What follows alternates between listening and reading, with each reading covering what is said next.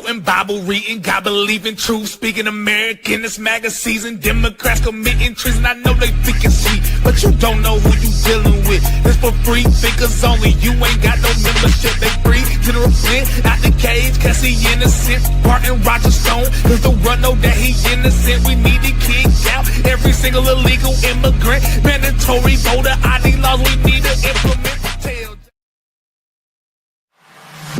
I'm thrilled to be back in this beautiful Commonwealth at the legendary Mon Valley Works urban plant with the proud Pennsylvania patriots who are the heart and soul of U.S. Steel. A strong steel industry is not just a matter of dignity or prosperity and pride. It's above all a matter of national security. We're here today to celebrate a blockbuster agreement that will ensure this storied American company stays an American company. We're going to stay an American company. The golden age of America has only just begun, and together we are going to make America great again, greater than ever before. With the help of patriots like you, we're going to produce our own metal, unleash our own energy, secure our own future, build our country, control our destiny, and we are once again going to put Pennsylvania steel into the backbone of America like never before.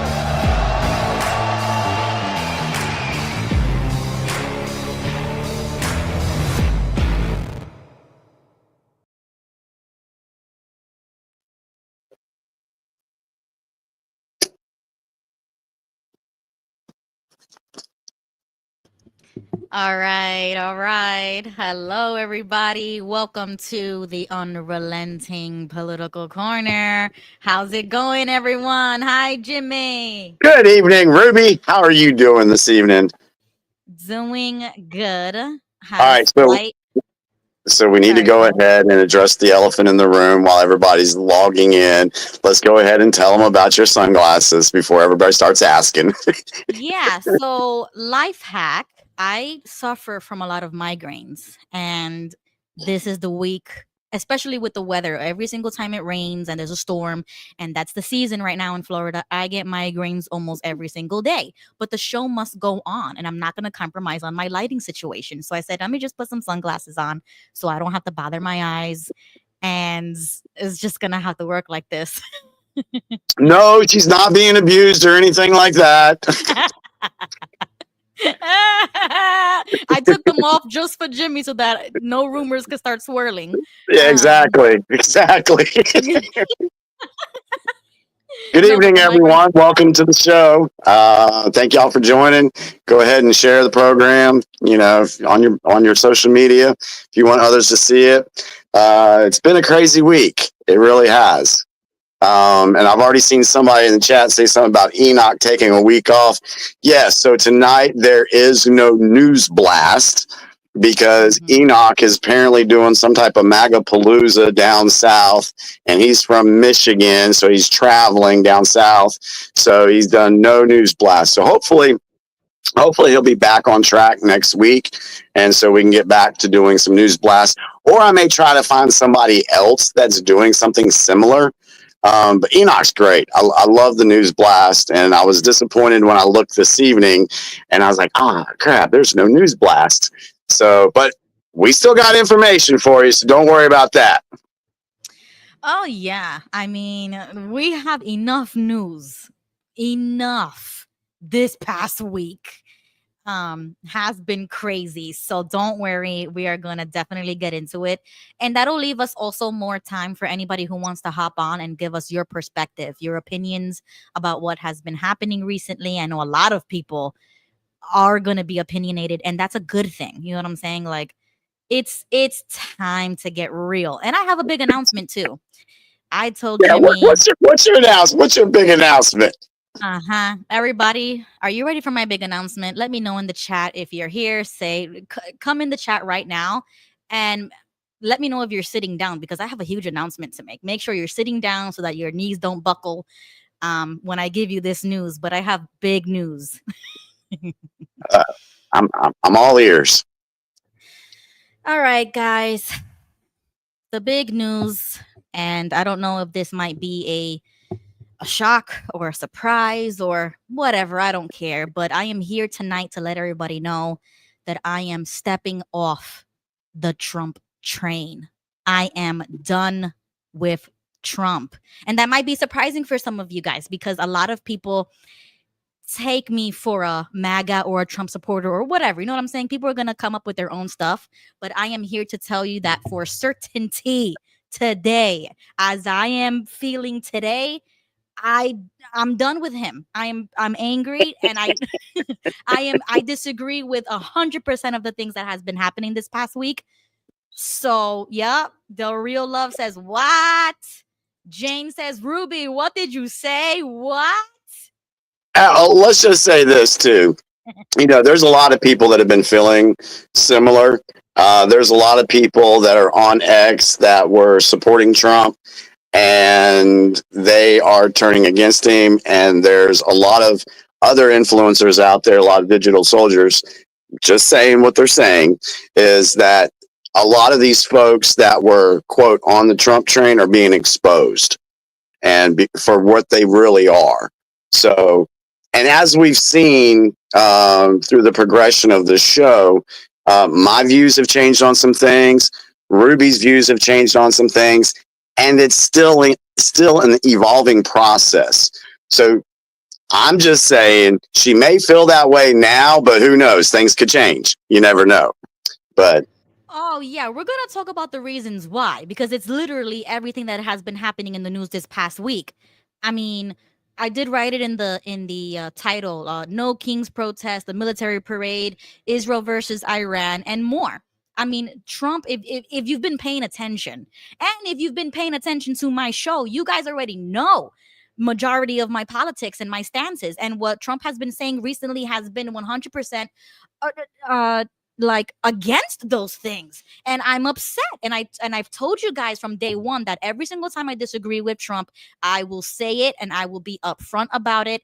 And this was the week, like, I'm done. I think I'm gonna switch my party, and I think I'm done with it. You know what I'm saying? You guys have seen me evolve for the past year of the political corner, like the whole entire show. You've seen the evolution happen, and tonight is one of those nights where I'm done with him. If Trump doesn't back from these certain things that we'll bring up in a bit, then I'm not getting back on. I will not support Trump, and I'm just not. It goes against America first, in my opinion, and I cannot support the things that he's been saying this past week. and for the record, I'm still on it, so I'm not getting off for anytime. Yeah, I'm not getting off anytime soon. I'm still on the Trump train. Well, I'm sorry, I have to I'm step still off. there. So, hey, that's cool, and that's the thing. Everybody has the right to change their minds about stuff. They can change their views about stuff. As they get information, and there's nothing wrong with that at all. Yeah, you see, Jay says Trump got bought. He's been bought since before the election. In my opinion, he's taken money, especially from AIPAC, and we already spoke about this. And I knew that, but I was still on the train because I still believed and I had faith that Trump was more America first than he was for anything else, bought or not bought. But the things that he's been saying, we're gonna get into it. I'm sorry. He's just not the guy for me, and I do want. I'm not saying like I'm 100% against him because I know that he was the only good option at the moment that we can choose from. But I deep down inside, I know that our guy is coming. You know what I'm saying? He's coming, and that person who's truly America first will run for president one day, and I will support that candidate. But for right now, Trump's not it. Damn, are you already announcing my run for president in 2028? Hey, if you ran for any office, I would be right there. I'm just kidding. No, I'm just kidding. No, for real, because Dehydrated Nurse says we are not in the Trump cult. We have the right to disagree. I don't agree with Macy all the time either. But you see, Thomas Macy is more on the America First agenda than Trump, and that's what I'm pretty upset about. Like, he's the only congressman that I agree with more than I agree with the president, and I wish it was the other way around. It should be the president who is more about us, about putting Americans first than anything else. That's fair. That's fair. But I guess we'll So see. I guess what I'd like to do, I guess we can get right into some information real quick. I had told Ruby before we got on the stream tonight that I wanted to pull some information that I had from the big picture and that I went over. Now, I know there's a lot of people that watch this show that haven't seen any of the big picture episodes. So we pulled the 16-year plan. We pulled in, last week we talked about color revolution and the reason that takes place and how that operates. So this week, I've got two things. Ever since we started, I came up with another one, Ruby. So I wanted to explain crisis actors and information warfare. And the reason why is because of the No Kings protest. All these different protests we see, a lot of people think they're organic. They're not organic. I'll just go ahead and let you know now, they're not organic. These things are organized, they are coordinated, and they're bought and paid for. Okay. So there's that. And then the other reason I wanted to go over the information warfare stuff is because there is tons of information floating out there right now that has people's heads spinning. And so, I just want to make people aware of this stuff. And also, too, I pulled the information from Wikipedia. We already know how I feel about Wikipedia, but for the normies, that's the reason why I pull it from here. Because if I pull it from some right-wing article or whatever, they're going to lambast me and say, oh, Jimmy's just pulling that from, the right wing, blah, blah, blah, blah, blah. So I'm pulling it from Wikipedia. That way nobody can say shit to me. So, so anyway, you may go ahead and do this real quick. Yes. I mean, do you want your little intro or do you want to just jump? Yeah, we can skip the intro because it's not technically the news blast. But did you want to address, say hey to the folks in the comments? We haven't really done that yet. Oh, sure. I think most of the gang is here tonight. Jay is here tonight. Illegal immigrant, dehydrated nurse, John Marciano, Justin from California, our favorite troll, Jeff Windy. That's the neutral. I mean, Mr. M kind of took a break from us. I think he got a little sick and tired that I was on the MAGA train, I guess, and he wanted me to wake up. And I guess he missed the big announcement tonight because I'm done with him. I'm sorry. I'm gonna tell you now. This is just me foreseeing the future.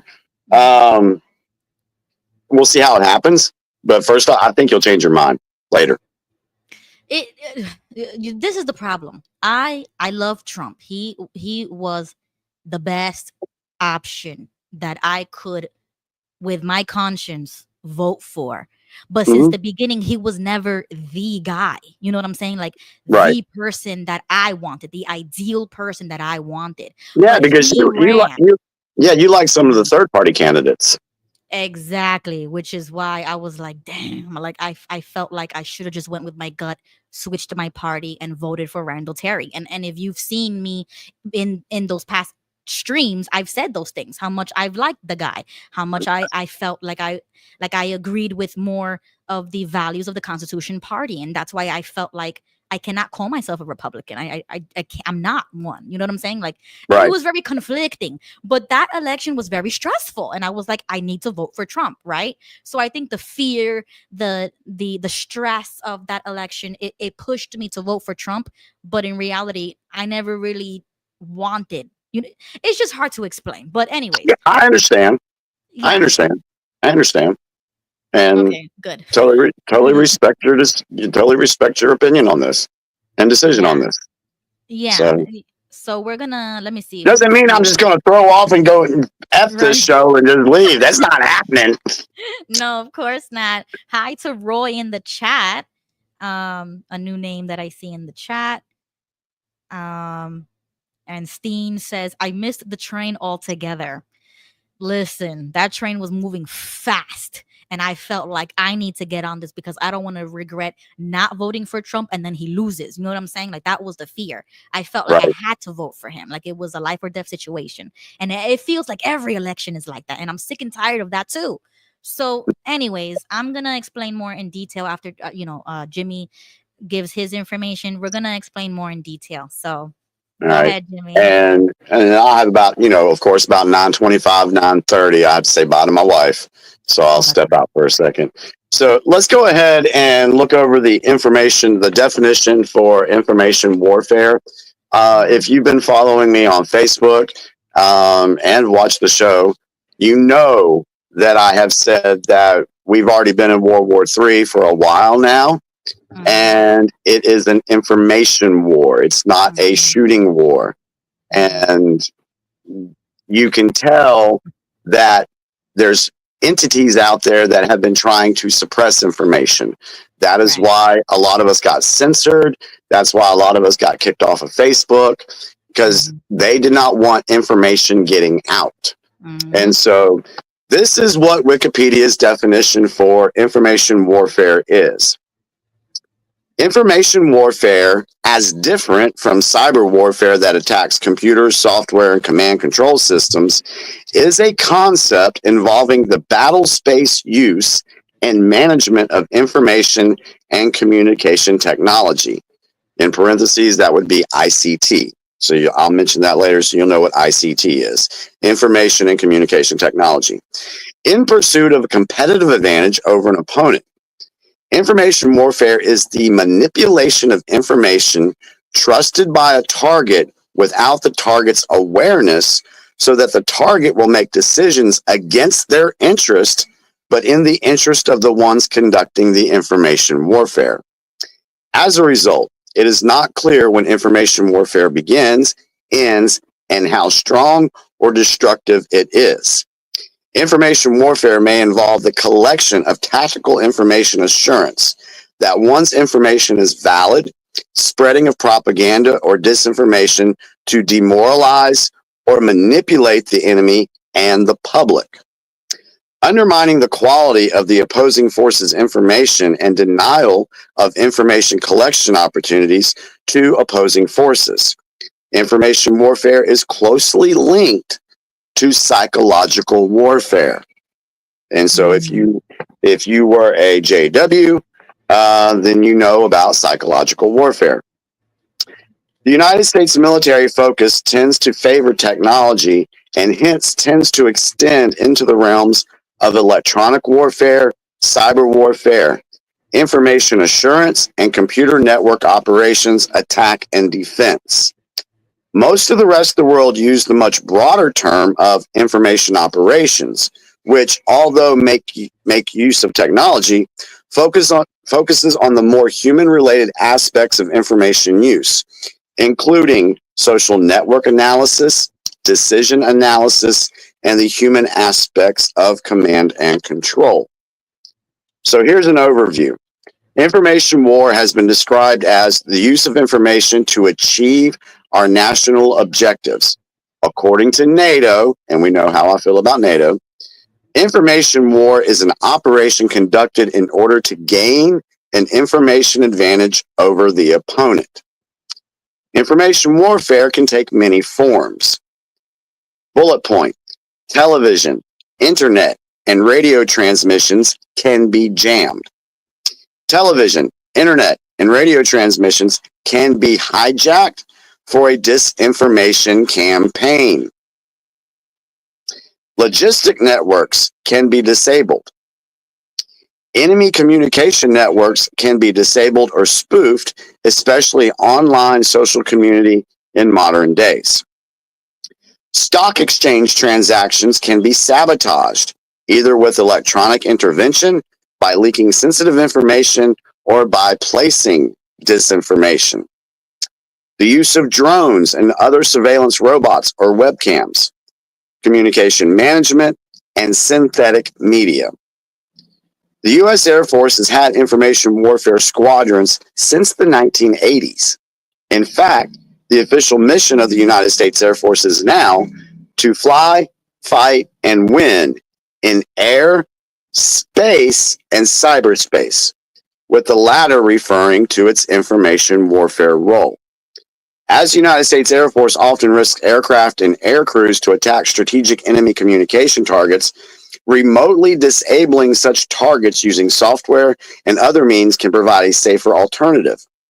In addition, disabling such networks electronically instead of explosively also allows them to be quickly re-enabled after the enemy territory is occupied. Similarly, counter-information warfare units are employed to deny such capability to the enemy. The first application of these techniques was used against Iraqi communication networks in the Gulf War.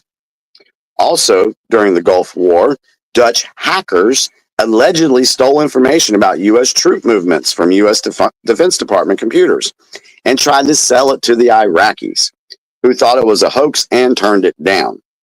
In January of 1999, U.S. air intelligence computers were hit by a coordinated attack, Moonlight Maze, part of which came from a Russian mainframe. This cannot be confirmed as a Russian cyber attack due to a non-attribution. The principle that online entity may not serve as proof of real-world identity. Let me repeat that. The principle that online identity may not serve as proof of real-world identity. That's important. So that is the definition, according to Wikipedia, of what information warfare is. And the reason I put that, I wanted to bring that out, is because there's a lot of information being put out on the mainstream media and in social media accounts that fit that description. And that's why we always say, or I know I always say, you need to verify these stories.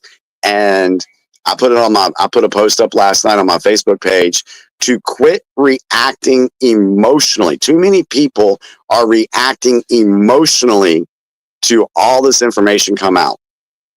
You got to step back and realize there's deeper issues here. There's something else going on. Mm-hmm. And that's why I put a post up last night with a guy sleeping on his pillow. And I said, this is how I sleep, knowing and not falling for every psyop narrative out there. So, yeah, I saw that. Yeah. So I'm not even stressed about it. I know everybody's been up in arms this past week, but I'm just like, okay, yeah, we saw this coming. Right. And I put proof of that up on my Facebook that we saw the Iran-Israel thing coming. So I'm not surprised. Oh my God. Just wait till we get to that section, because I'm pissed. I am so angry about everything. That's why I'm taking a break from the movement, because I need to. I'm not okay. I don't want this to sound the wrong way, but I am not hearing what I need to be hearing from this administration right now. You know what I'm saying? And I don't want to make it seem like they have to be saying the right things all the time. I know that that's not going to happen. Right. But when it comes to serious things like this, I was expecting Trump to be Trump, and I feel like it's not him speaking. I feel like he is being paid to say something else, and that's what gets me upset, because we ran on certain values that in this moment would have been the moment for him to prove that what he said was truth. You know, like that he meant what he meant. I can understand where you're coming from. And the reason I can say that is because during 2020, and yeah, basically during 2020, during the rallies and everything, there was a certain subject that I had already looked into, and I was like, yeah, I'm not for that. And it was the whole jabby jab thing. Right. And, you know, Trump was talking about it at his rallies. And I was sitting there like, Trump, quit talking about that, you know? Mm-hmm. But then, I was getting a little frustrated with it. I'm like, why does he keep bringing that up? But then after I kept digging on stuff and realizing what was happening there and why certain things were being said, I came to the realization, I'm like, oh, that's what he was doing. So that was my take on that situation, even though I didn't agree with what he was saying. And it was actually helpful because, you know, a lot of people would say, oh, well, you're in a Trump cult. Da, da, da, da, da. Well, if you're in a cult, you're going to completely agree with whatever the leader is saying of that cult. Question. Right. Yeah, without question. So if I was questioning Trump about something or some of his actions or whatever, that proves right there that I'm not in a freaking Trump cult. Right, right. And I get that. But I don't think that I'm questioning right now. I'm putting my foot down and saying no, he's wrong on this. You know what I'm saying? Like Mhm. and if he was truly America first, like he claimed he was, then Mhm. he wouldn't be saying this. So that's where we disagree. And we're at that fork in the road where as a voter, as a citizen, as someone who speaks about Trump in a good light. Like I was a supporter of some sort. Like I wasn't 100% even from the beginning, but I leaned this way. Right. Now is when I say no. What he just said right here is an absolute no for me. So that's what we're gonna, I'm gonna share. Yeah. And one thing that people have to realize is, you know, we don't need to look at a certain individual as being the savior of our country. I've never looked at Trump that way Me neither. Yeah. because because it is the people's responsibility. It's the citizens' responsibility to save our country. And Right. unfortunately, there's too many people out there in this country that are just sitting on their hands with their head buried in the sand and not getting involved at all and just waiting for some politician or world leader to come in and fix everything. That there are people waiting on that. Right. But we have to do our own due diligence to win back our country because it's our responsibility to do that.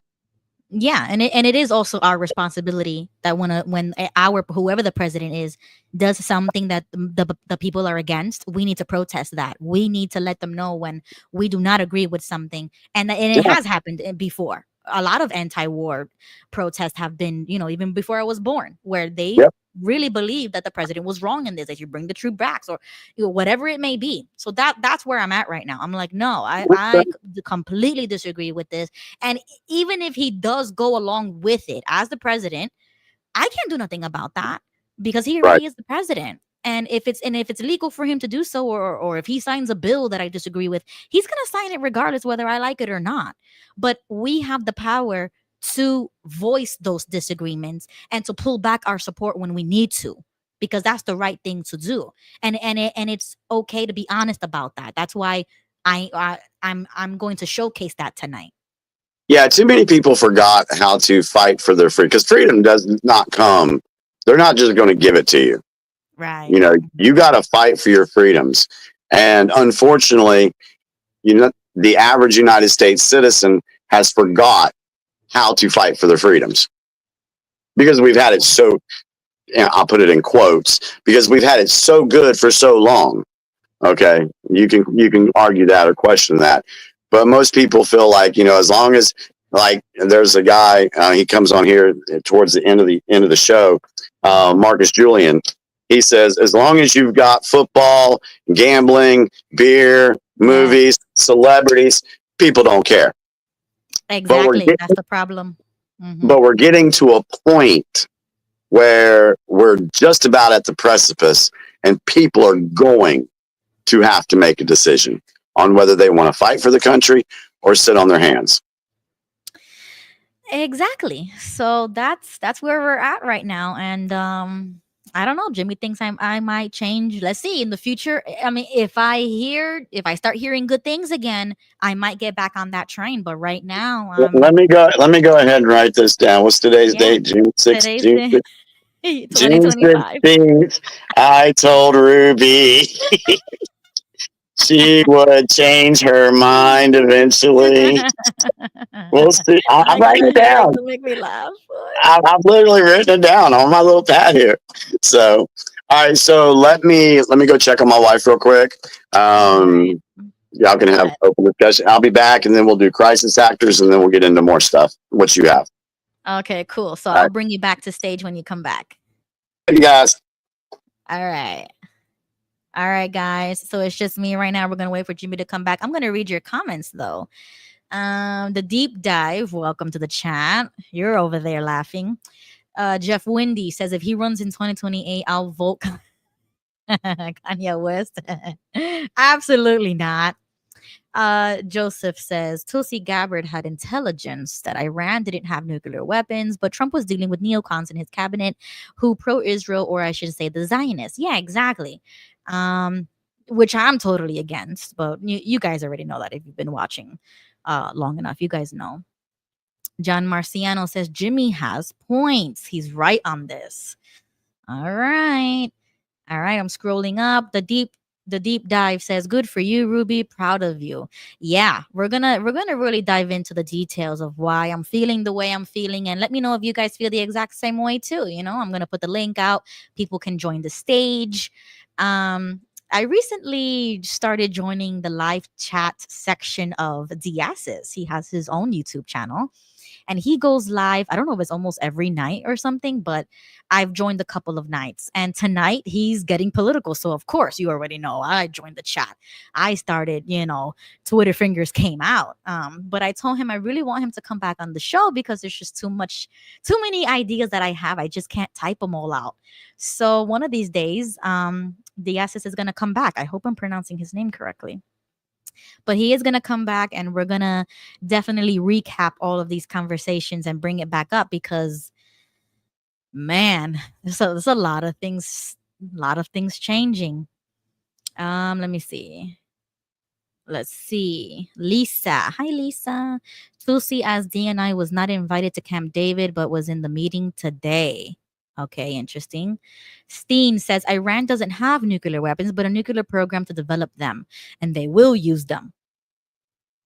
I mean, how many years have we been hearing stuff like this? I don't know. Like when I, as a young person, look into history, those things have been said for way like 30 something years. You know what I'm saying? Like how many times is this going to be said? Like Jay even said it in the chat. It's like 9/11 WMDs all over again, but it's just with Iran now.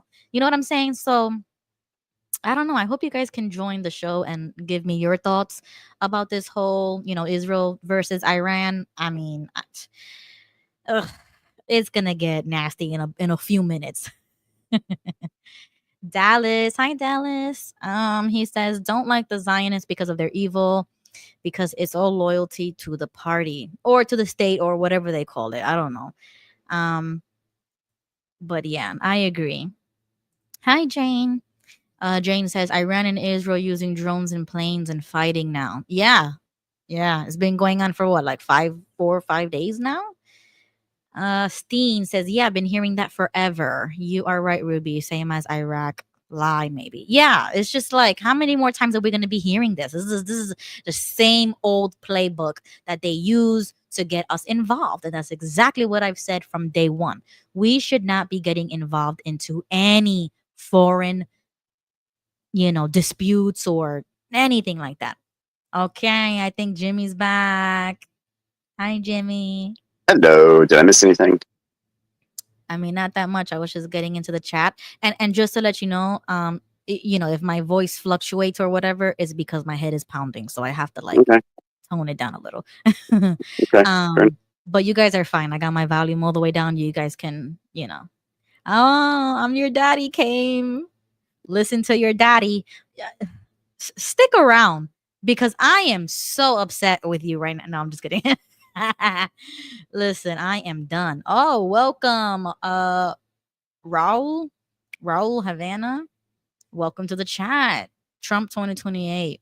Nah, I'm sorry. I mean, with the way he's going, I'm sorry. I'm jumping off the train right now, and we're gonna talk about it.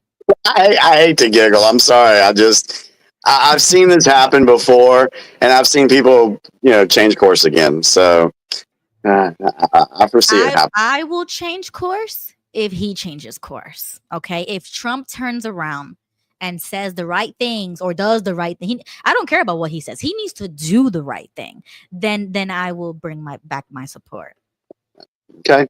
All right. Let's just put a pin in that, and I'll just, like I said, I wrote it down. Yeah. And for legitimate reasons too, and we'll get into that. But Jimmy has another piece of information that he wants to share with us, and then I'll do the intro to get unpopular and we'll get into stuff. All right, so I wanted to talk about crisis actors because there's been a lot of times there's been a shooting or there's been an event, and you'll see a picture of somebody at all these events, and they might have spanned 11 years, and the same person shows up in all these pictures. It's out there, it's real, it exists. We've also seen, and now I've not personally seen any of these, but there is information out there that they put wanted ads in newspapers or social media platforms saying, hey, if you're an actor, show up here, blah, blah, blah, blah, crisis actors wanted, and if it wasn't a real thing, then I don't think Wikipedia would have talked about it. So let's dive into crisis actors and the definition of crisis actors according to Wikipedia.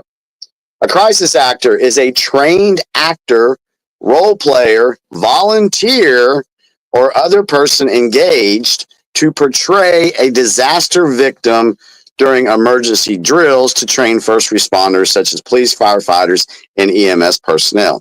Now, that's what they're saying that they are. They're saying that they're there to help the firefighters, first responders, and police for training purposes. I don't buy that one bit. I mean, I'm not saying it doesn't exist. I'm just saying it's not, I don't think it's the full story there. Crisis actors are used to create high fidelity simulations of disasters in order to allow first responders to practice their skills and help emergency service organizations to prepare and train in realistic scenarios as part of a full scale disaster exercise. Okay, whatever. Disaster training simulations. Actors take on the role of mock victims and simulate specific injuries from a disaster to add lifelike realism to an emergency exercise. Theatrical makeup and cosmetics, plus rubber and latex appliances and masks, are often used to simulate a variety of wounds or medical conditions that realistically portray victims' injuries, a practice known as medical moulage. Actors who portray news reporters, relatives of victims, and concerned citizens are also used during drills to train emergency operations center personnel to cope with a variety of emotionally charged demands and requests. All right, then it has the subheading conspiracy theories and defamation. In the United States, the term has been used by conspiracy theorists who falsely claim that mass shootings and other disasters are staged, and victims and their families are being played by crisis actors in order to pass gun control laws. Okay, so my question to Wikipedia is why they say gun control laws? Why they put that in there? Yeah, they're setting you up to believe that narrative as if the two are connected. together. Like, like why would you connect those two? Yeah, exactly. Why would you even say that? All right. This is why I'm not a big fan of Wikipedia. Conspiracy theorists' use of the term is thought to have originated in 2012 when a blog post by former professor and professional conspiracy theorist James Tracy suggested that the government could have hired an acting agency named Vision Box to help stage the Sandy Hook Elementary School shooting. Vision Box offered dramatic training in criminal and victim behavior to actors intended to help bring intense realism to simulated mass casualty incidents in public places. Tracy also promoted a crisis actor conspiracy theory of the Boston Marathon bombing. Conspiracy theorists have falsely claimed such attacks are false flag operations staged by conspirators, usually government or corporate forces, in order to achieve some goal, such as justifying increased government surveillance, disarmament of the population, or military action against blamed nations or groups. Wow, they're really going out here on this one. Crisis actors are claimed in this context to play the part of bystanders or witnesses, emergency response personnel, and with the aid of stage makeup, wounded victims of the attack. Advocates of the conspiracy theory include Alex Jones and outlets such as The True Pundit. In April of 2018, the parents of 2 children killed in the Sandy Hook shooting launched a lawsuit against Jones for defamation, accusing him and his website InfoWars of engaging in a campaign of false, cruel, and dangerous assertions. In November 2021, Jones was found liable by default under failing to provide documents to the court. He was announced he will appeal this decision. So that is Wikipedia's definition of what a crisis actor is. Love to see what you folks think about that. I've seen way too many of it, especially during CV. You know, they would show like people in body bags. And then there was one video where there was a guy smoking a cigarette outside of his body bag. He was like laying in his body bag smoking a cigarette. And then he put it out and went back in there. That was just one thing I saw. I believe that crisis actors are real. And I believe that they're being paid by George Soros and his foundations and other organizations, such as the 198 organizations that tried to, or that coordinated the No Kings protests. Okay. And so, I mean, think about it. If these things were organic, why were there bricks already out there? Why were there signs already? The signs are already made up. I believe that these things are completely coordinated and paid for. So that's my little spiel on the crisis act. Okay. So you think that they are like paid to do that? But absolutely. Do you think it's just from those outside organizations, or do you think it's also from the government? Oh, I think there's people inside the government that are helping these organizations fund these things and coordinate them. And when I say the government, I'm talking about the deep state apparatus of the government. Okay. All right. Okay. Well, I mean, that was great information. I mean, I believe in those things already, so it's not like shocking to kind of hear that. You know, my uncle was on top of that, especially when Sandy Hook happened. He would always say stuff like that, like, oh, it's fake, you know, they're actors, they're getting paid, you know, people are crying on TV to stir up emotions in the people that are watching the news, and they don't, you know, I mean, you know, who would ever think that that was fake? You know what I'm saying? Like, we trust the news, or we used to trust the news, and we would never think that they would report something false, or that they would create something just to sway a group of people a certain way. You know what I'm saying? Like, I never thought that. Well, this is why I woke up. Well, this is why I paired the two things together tonight, because these crisis actors and these situations are a tool used in the information warfare. Because of what you said, it gets people emotionally involved. You know, they're like, oh my God, you know, we need to get rid of guns because of the school shooting or that school shooting. I mean, if you think about it, during the Obama administration, there were more school shootings than any other president. And what did we learn from the 16-year plan was to get rid of guns. He wanted to. Right. Yeah, they need a reason. They need a good reason to. Yeah. You know, yeah. So that was a tactic that they were using to manipulate people emotionally by using propaganda and fake and phony false information. Right. Which makes sense now that we understand how the deep state works. That makes perfect sense. But I mean, we won't dive into the details about Sandy Hook, but that has to be one of the biggest psyops, in my opinion, that woke me up. Aside from 9/11, Sandy Hook was the second runner-up that woke me up when Alex Jones was going through all of that. I mean, real or not real, a lot of things were going on that I disagreed with. You know what I'm saying? Like, his freedom of speech was violated. We don't even have to talk about Sandy Hook. We can look at the Challenger explosion. You know, I don't know if you know that one. I don't think. Well, you weren't alive when this happened, but it was in January of 1986. I remember that day vividly. You know, as vividly as people remember 9/11, the Challenger explosion people remember where they were and how they were, what they were doing that day. I was in school in Japan. That's where I was at. And I remember the Challenger explosion and how that just captivated the entire nation, the entire world, as a matter of fact.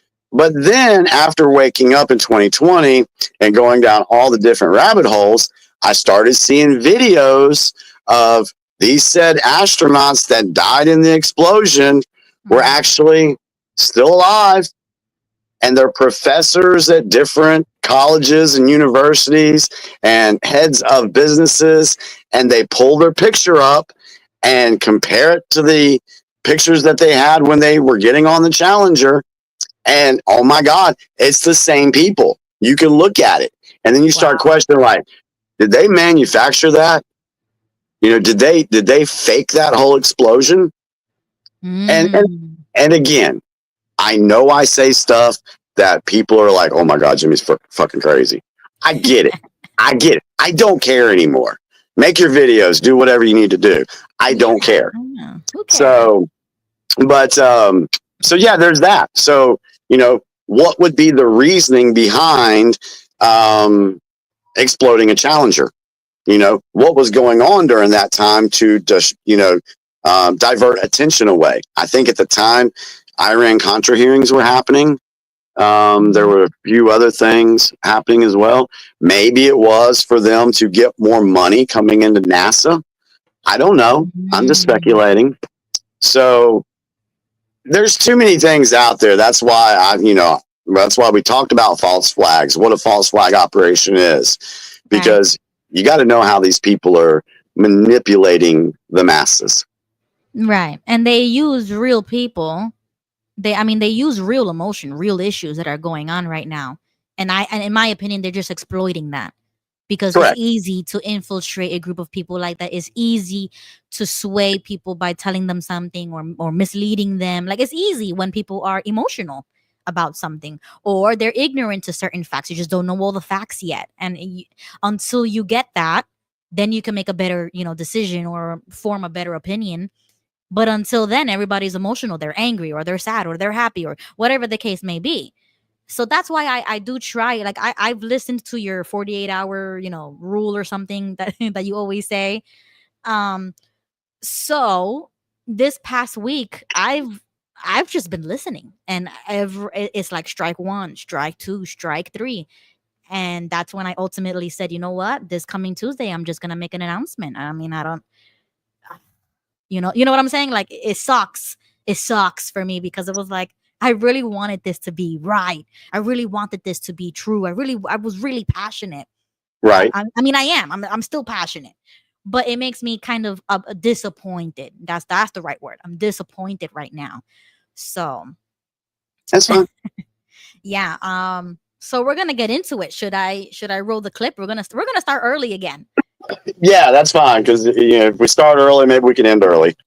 All right, so I'm gonna roll, the next intro, and then I'll put the link in the description so that people can join us and let me know how you feel about things.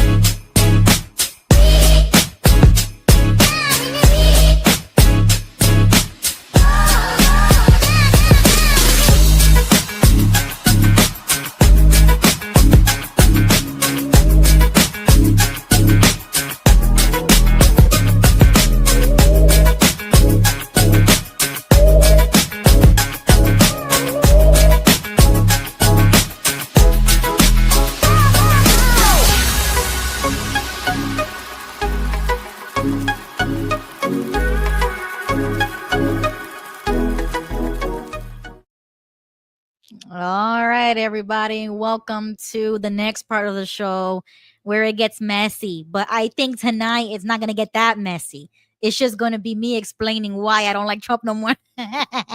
I'm kidding. But I put the link in the chat, so if anybody wants to join, you guys can join us. I'll put it there again, just in case, because I want people to join a little bit later on when we talk about Israel versus Iran. I want you guys to join, and please explain to me, if you can, in simple terms, because I have a migraine, what the issue is with Israel and Iran. Because I only know one thing for sure. And the only thing that I know for sure is that we better not get into that damn war, and we better not be sending any money or any weapons to Israel. I'm so done with Israel.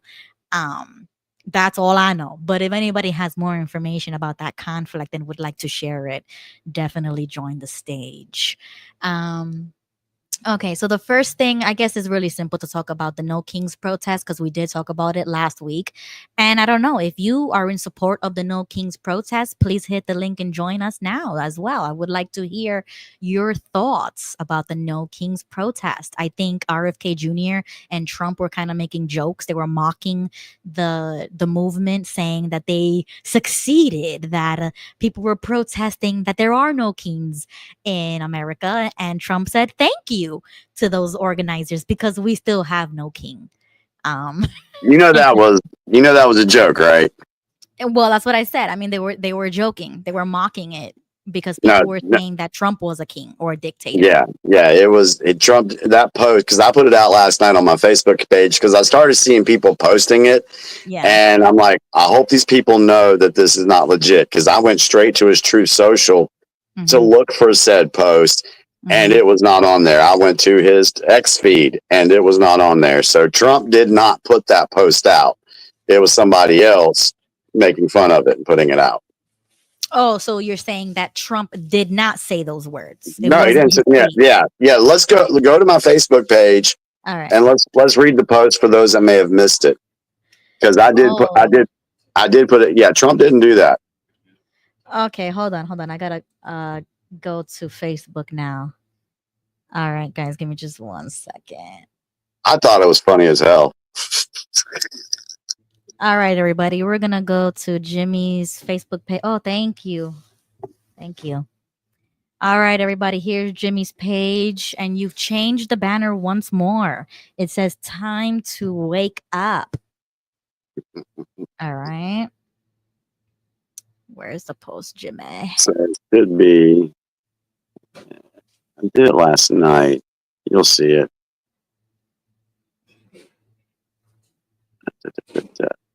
Not there. Not there. Yep, that's it. Is that one? I want to. Okay, I think that's it right there. Yeah. Okay, so you said no. Donald did not post this. It is a joke and funny as hell.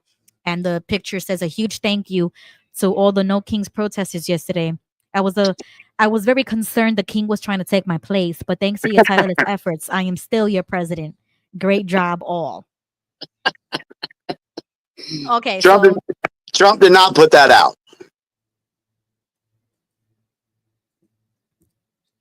okay, So great. So that's a real, real time correction. He didn't say that. yeah. Now what he did say is in a press conference, and I saw a clip of it, to where he said they're having this No Kings protest, but it seems like a king would be able just to. He's like, I have to go through and get approval for everything that I try to do. He's like, Right. how can I be a king? Well, he didn't go on and on about it, but how can the man be a king if he has to go through Congress to get approval on everything? And then, of Mhm. course, you have the executive orders that he signs. And if he was a king, then the courts could not challenge those executive orders. It would be whatever the king said, and boom, that's it. So tell me how the man's a king. Right. Okay. So that's what I really wanted to bring up. It was because I didn't really care about this type of protest Yeah, because I it didn't just either. didn't make any sense. I hate when they mislead or misrepresent Trump when they say things like king or dictator. It just throws everything out the window because it's like, stop playing around. You know what I'm saying? Like, we know we don't have that. So talk about a real issue. Yeah. Do you think Kim Jong Un would allow a no dictator day, a no dictator protest? Do you No. think King Henry VIII would have Mm-mm. allowed the citizens there to have a no kings protest? Hell No, no. no, No. They would that have his crap head would in have a been, pike. yeah, it would have been squashed. So for all these people out there, oh no, okay. So with that said, pull up that meme I sent you that you said you already had pulled up about, and then let's look and see what side of the fence here was actually promoting tyranny or lordship over somebody. Go ahead and read that. All right. So this was a Facebook post, it looks like, and it has been circulating all over the internet. And the post says, "No kings, but put your mask on. No kings, but lock us down. No kings, but I'm firing you for not vaccinating. No kings, but you can't go outside. No kings, but we don't accept your exemption. No kings, but you need 1, 2, 3, 80 boosters. No kings, but we're shutting your businesses down. No kings, but you can't worship the real king. No kings, but your family members will die alone. No kings, but I'm opening a hotline so you can tattle on your neighbor. No kings, but mandates galore. No kings, but you're responsible for my health. No kings, but social distance at 6 feet apart. No kings, but no family gatherings over 10. The hypocrisy is astounding. Who is actually the tyrant here?" Exactly. Enough said.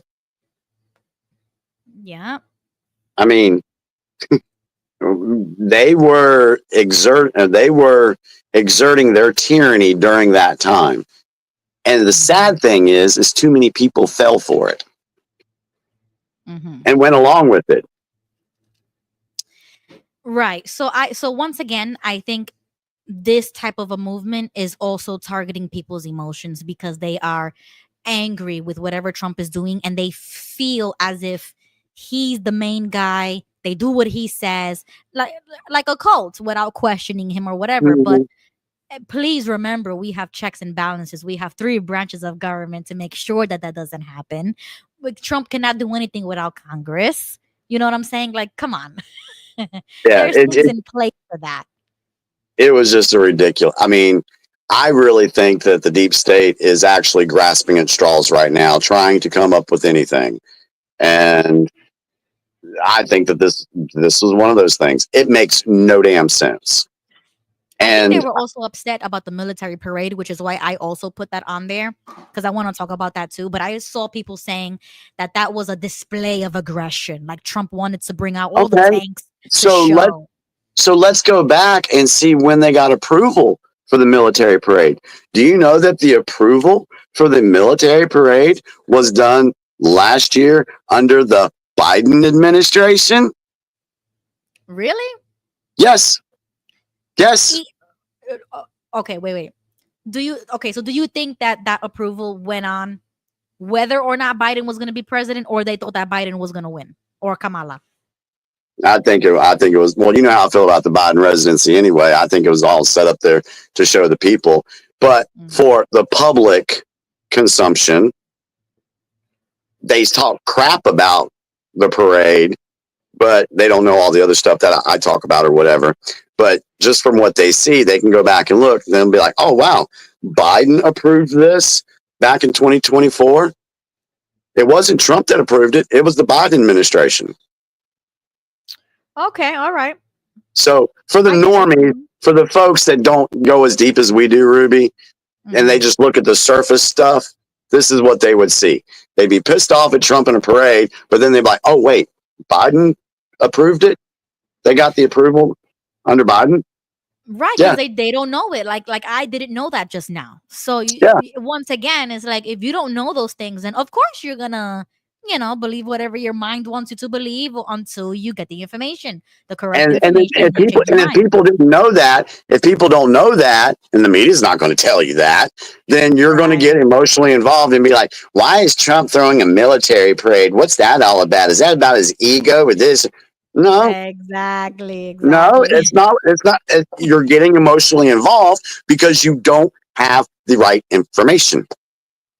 Right, exactly. So that's why I try my best to get the information so that I can make a better opinion. Excuse me. So remember last week when I was talking about how in Florida the protesting, like DeSantis signed the bill that you could run them over because there Yeah. are videos. Yeah. there are videos on X, like people are getting run over, but Yeah. not in Florida. Like people in Florida, they know what's up. They Yeah. know the laws here when it comes to protesting. If you don't get out of the way when that light turns green, good luck. So I wanted to show you how people protest in Florida. I think this is hilarious, but it's awesome. It says they knew to move for that green light. That's all that matters. So you see them at the red light, and then they all move over to the sidewalk as soon as it turns green. That's great. And see, and another aspect a lot of people don't think about, like I said, you have to dig deeper. Okay, so where were most of these protests held at? Big cities. And So-called who are, democratic cities. and what was that? Democratic cities, which are usually major cities. Yeah. All right. Okay. So you have Democratic controlled cities. The majority of them is where these protests took place.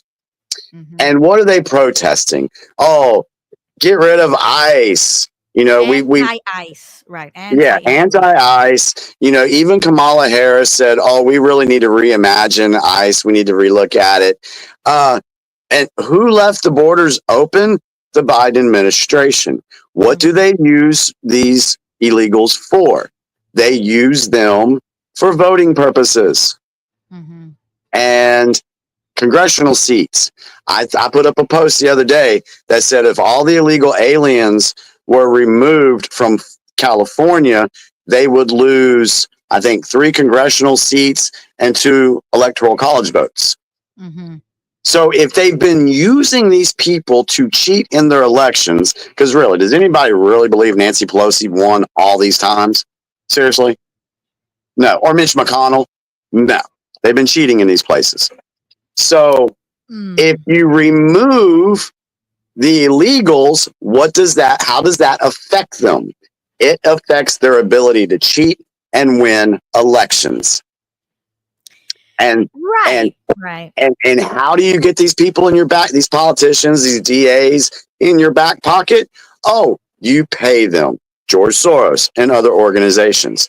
So, hey, don't worry about it, Gavin. I got you covered. I'm going to pay all these people out here to go out and protest anti-ICE, and it'll look good and blah, blah, blah. So don't worry. I got you. We'll be fine. That's how they operate.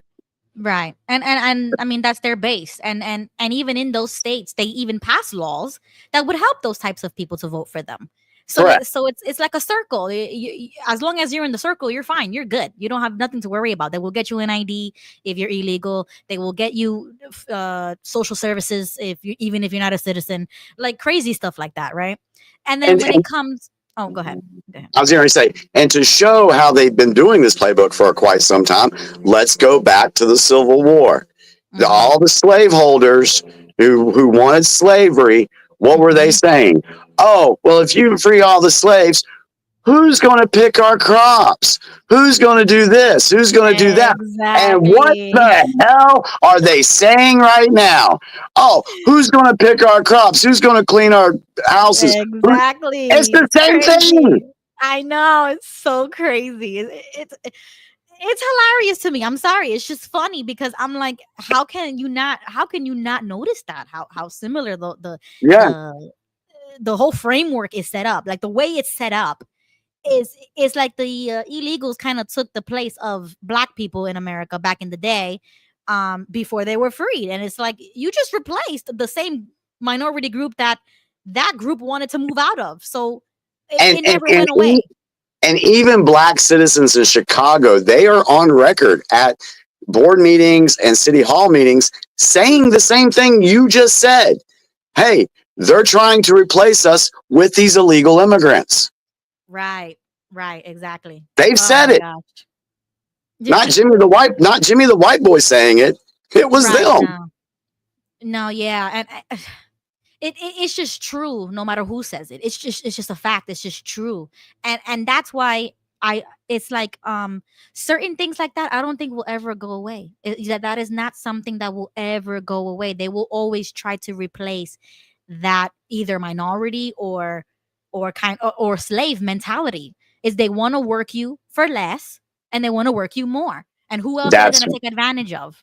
that's why that particular system needs to be done away with and dealt with. And in my opinion, it is. It is. Because Mostly. if we look at illegal immigrant, I think I put it on my X feed just here in like the last 3 hours that showed illegal immigrants released into the United States in 2024. There was some number. I don't even remember what the number was. But then it said in 2025, it was zero. So if you got control of the border and these folks aren't coming in, that's a good thing. That's a good step. Mm-hmm. Okay, I mean, I hope so, because deep down inside, I really don't believe that. I mean, Yeah. all right, I'm just gonna be honest once again. I'm sorry, I really don't believe that those things will change. Just like I don't believe that the border situation is ever going to change. Like unless we have a radical change, I don't think that it's ever going to. And this is what I said on But the Asses but Live. What? but you can't dispute the numbers that we're seeing right now with the number of border crossings going down. I mean that's Right, right, happened. right. No, I that's mean great. That's great. you can see it in real time happening. It, Mhm. there's progress in the right direction. Great. That's great. I'm just not an incrementalist. I'm more of a abolitionist. I want a concrete, permanent solution the first time. I don't want to have the same problem in the next 4 years, the next administration, because what it I get seems like that. to me is that they create the problem because they never solve it. They only solve the symptoms, which is honestly how I feel about the border. I don't think that that's ever going to get fixed because I've been alive for 29 years, and how many administrations have come and go with the same problem? Yeah, see, that's we disagree on that because I do see a positive step in the right direction of shutting down the border, securing the border, and fixing that But how issue. many times are you going to secure the border until it's completely secured? Yeah, I mean, right as it is right now, I do believe that the border is secure. I do. Okay, Now I there's mean, I hope so. there's going to be a few people getting through different spots or whatever right now, but with what I've seen, yeah, we're not having the problem. And here's another way that I can say it too. At the Mhm, health department, there were a lot of refugees and illegals coming in to get mhm, treatment and everything. mhm. That number, they have actually laid off nurses over the last 2 months because they're not having the influx of people that they were having over a year ago. And that's great. I think that that's great. So, We're seeing a reduction in the problem. All I'm saying is that I'm seeing a pattern. It is a loop and a pattern that these politicians run on as if the problem is never getting fixed. How many more years are we going to keep saying border security, illegal immigrants? How many more years is it going to look as if America cannot do it overnight? let me ask you a question. Do you think Trump needed the illegals to win an election? No. Do you think that the Democrats needed illegals to win elections? I mean, I want to say no, because if they had a better party, if they had a better message, if they were more pro America, I think people would be fine being a Democrat and that Well, they would vote for I a get that, Democratic but my person. question is, do the Democrats rely on the illegal immigrants for voting purposes? I think they do, unfortunately. So, who would want to protect the border from being secured? Who would not want that? Them, and I get that, but Yeah, that's anti-American. That's treasonous, in my opinion. So if you exactly. Okay, so that's what I'm saying. Concrete, permanent solution that if you are not protecting this country, you out of here. Like default, it shouldn't even be a conversation. And the border should be protected overnight. Like, what are we doing here? There should be a wall. There should have been a wall years ago. And people it might sound crazy, but there should be like you get zapped on sight if you try to cross that border. Like it should be bigger and better than any other country. We're the United States of America. Stop telling me that we can't solve this overnight. Like, I'm sorry, it's a fake problem to me. It's See, fake. I like the passion that you have, that you want to fix this stuff. And, I had the same thing. I'm like, when I was waking up to everything, I'm like, why can't we do this? Why can't we do that? Let's do this now. Let's get this done, blah, blah, blah, blah. But then I have to look back at the majority. I mean, you can't do this just with a handful of people. You got to take back the country with the majority of the people on board with doing so. And if most of your nation has been propagandized, brainwashed, and they can't see all this stuff, you got to slowly put it out there for them to digest it. We've had that discussion before. Yeah, but like I told you last week, it's like the residents of those border states would not have a problem doing it themselves Right. because they live there. They have to face the consequences, not the rest of the Yeah. country. Yeah, I mean, So- I have no problem with the U.S. citizens going down there. If I was in North Carolina, if North Carolina was on a border, you don't think I would be Of patrolling my course. border? Of course, we I'd be would like, all no, do no, it. no, y'all ain't coming across here. Exactly, we would all do it. But this Yeah. government is creating a fake problem, in my opinion. It's just fake. Yeah, Because if and they really wanted to, they can do it overnight like this, and that's it. Problem solved. well, I But mean, the Biden administration said that, oh, we need a bill to pass in Congress to secure the border. And Mhm. and when the Republicans, didn't get on board with that, then they can turn around and say, oh, look, it's the Republicans who want the border wide open. We need this bill. Trump comes in, doesn't need a bill to shut the freaking border down. Right. It's in the Constitution. That is one of his presidential jobs, to protect the border. So you didn't need a bill. And people are learning that now, like, oh, wow. Okay, Biden said there needed to be a bill, but Trump comes in and just does it. Why do we need a bill? Right. What was that's in that what bill? I'm saying. Yeah. Be proactive. Be offensive. Take control of that problem so that we're not talking about immigration 4 years from now. Like that's dead and gone for me. We shouldn't be talking about the same problems we've had in the past. I don't know. That's just me. So Yeah. just really quickly, a couple of people are asking if there's two different chats going on. So yeah, we're streaming on Jimmy's channel and my channel. So if you want to hop to either chat, you can definitely do that. I'm going to try to get everybody's comment up to the stage. But the link is out there, guys. If you want to join the conversation, I'll put it again just in case. You guys can join the stage. Okay, so the military parade, I want to move into that. Okay. I'll be honest, I'm too young to experience military parades. The only parades that I've ever known about or seen is under Trump. I can't remember if there was a parade under Obama, Biden, and I was a baby during Clinton, so I wouldn't know. But like, did any other presidents do this? I want to say yes. I think there's been military parades before. I want to think that, and somebody can fact check us or whatever. Y'all can look it up for yourselves. Hell, just do a Google search. Yeah. Were there military parades under other presidents? I'm thinking maybe World War II. There might have been some. Whenever I see military parades, it's usually China or North Korea or Okay, so we're some other there. nation doing. But I don't know for sure. I'm pretty sure. And we got to remember they were in celebration of the 250th birthday of the Army too. Okay, all right. So the birthday, I understand, but let's see. I mean, hell, they run parades for LGBTQ stuff, so pride parades. Why not have a military parade? What's the big deal? All right, so it's one random website has said military parades have been consistent throughout U.S. presidential history, while multiple presidents organizing for events for various purposes. So it says in the early period, George Washington established a tradition during the early republic. Andrew Johnson organized victory parades after the Civil War.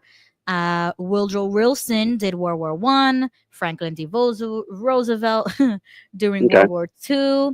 Modern era, Eisenhower, Kennedy held parades during their inaugurations, and then H.W. Bush organized a parade after the 1991 Gulf War. All right. So this is nothing new. Nothing new, but I was kind of curious to see if like this was a tradition, like every administration did it. So it doesn't seem like every administration did it. Just the ones that website kind of. Well, some administrations are against our military anyway. We've learned about that. Okay, good point. Good point. You know, like Obama, we learned in the 16-year plan, wanted to remove generals, cut funding to the military, and all that stuff. So why would he throw a military parade? He hated the military. Right. He defunded them, right? Correct. Correct. That's what got me. That was another waking up. What president? Or any leader defunds their military? That's what gets me. A corrupt politician, a corrupt criminal. You know, gotta go deeper, Ruby. Gotta go deeper. Oh, I know that, but right on the surface, I just be looking at people like, give me a reason. Why would any leader of a country defund their military? That's like suicide almost. It's like you're asking for something bad to happen. Yeah. Yeah, exactly. Okay, so the 258th birthday, I understand that. And then I just wanted to know if this was traditional, because I think, in my opinion, that should be an American tradition of every administration to have a parade, birthday or not. That's nationalism in my opinion. It's love of nation. And what better way to promote or show the strength of a nation with a military parade? It makes you, I mean, it does give you pride, prideful. But I think if you have a good balance of a certain emotion, of a good balance of your love of country, of your pride of country, of your service, or of other people's service, I think that's okay, in my opinion, to have that love. Like I said, I grew up in the military. I was an Air Force brat, so to speak, and so I have high affections for our military, our good men in uniform. So I don't have a problem with it one bit. All right, so I just wanted to play a clip so that everybody can see what Trump did in the parade, and to be clear, and for future presidents or wherever, like for the rest of my life, I have never seen a president do what Trump just did. Ready to commence the ceremony as directed. I state your name. Oh yeah. Do solemnly swear that I will support and defend the Constitution of the United States of America against all enemies, foreign and domestic, that I will bear true faith and allegiance to the same, and that I will obey the orders of the President of the United States and the orders of the officers appointed over me according to regulations and the Uniform Code of Military Justice. So help me God. Congratulations. Congratulations. Welcome to the United States Army, and have a great life. Thank you very much. Have a great life.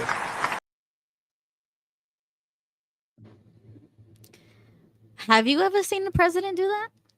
I haven't seen it. I haven't seen a president do that. I thought it was cool though.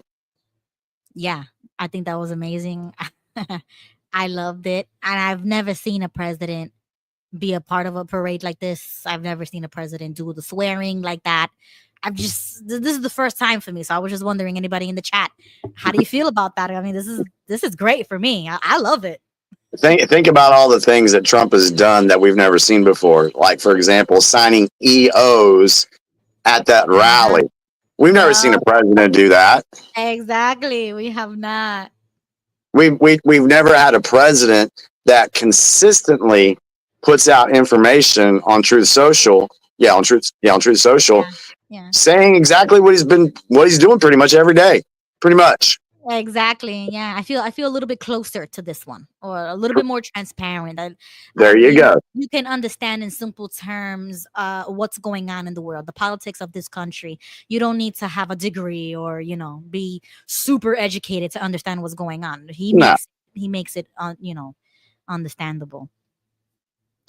Jay says Kool-Aid drinkers, in my opinion. What do you mean, Jay? Can you elaborate on that? I don't think this is Kool-Aid. Once again, I think this is patriotism and nationalism. When you see your president swear in members of the new army, like these are new people entering the army. You want to feel like you stand for something, that you protect something. Yeah, and I think when you become an immigrant, you say this when you are naturalized U.S. citizen at that graduation, they do the same thing. So are these new citizens who say pretty much the same oath? Are they Kool-Aid? If that's what you're referring to, are they Kool-Aid drinkers too? Yeah, I need a little bit more elaboration to understand what Jay meant by that comment. But yeah, I mean that also is it's like saying the Pledge of Allegiance. It's like, to me, in my opinion, personally, that doesn't really mean it's a cult following. No. Or like that. To me is love of your country. When you stand up, you put your hand over your chest, and so even something little as that, pledging of the allegiance or an oath or anything of that nature, you should be proud of that.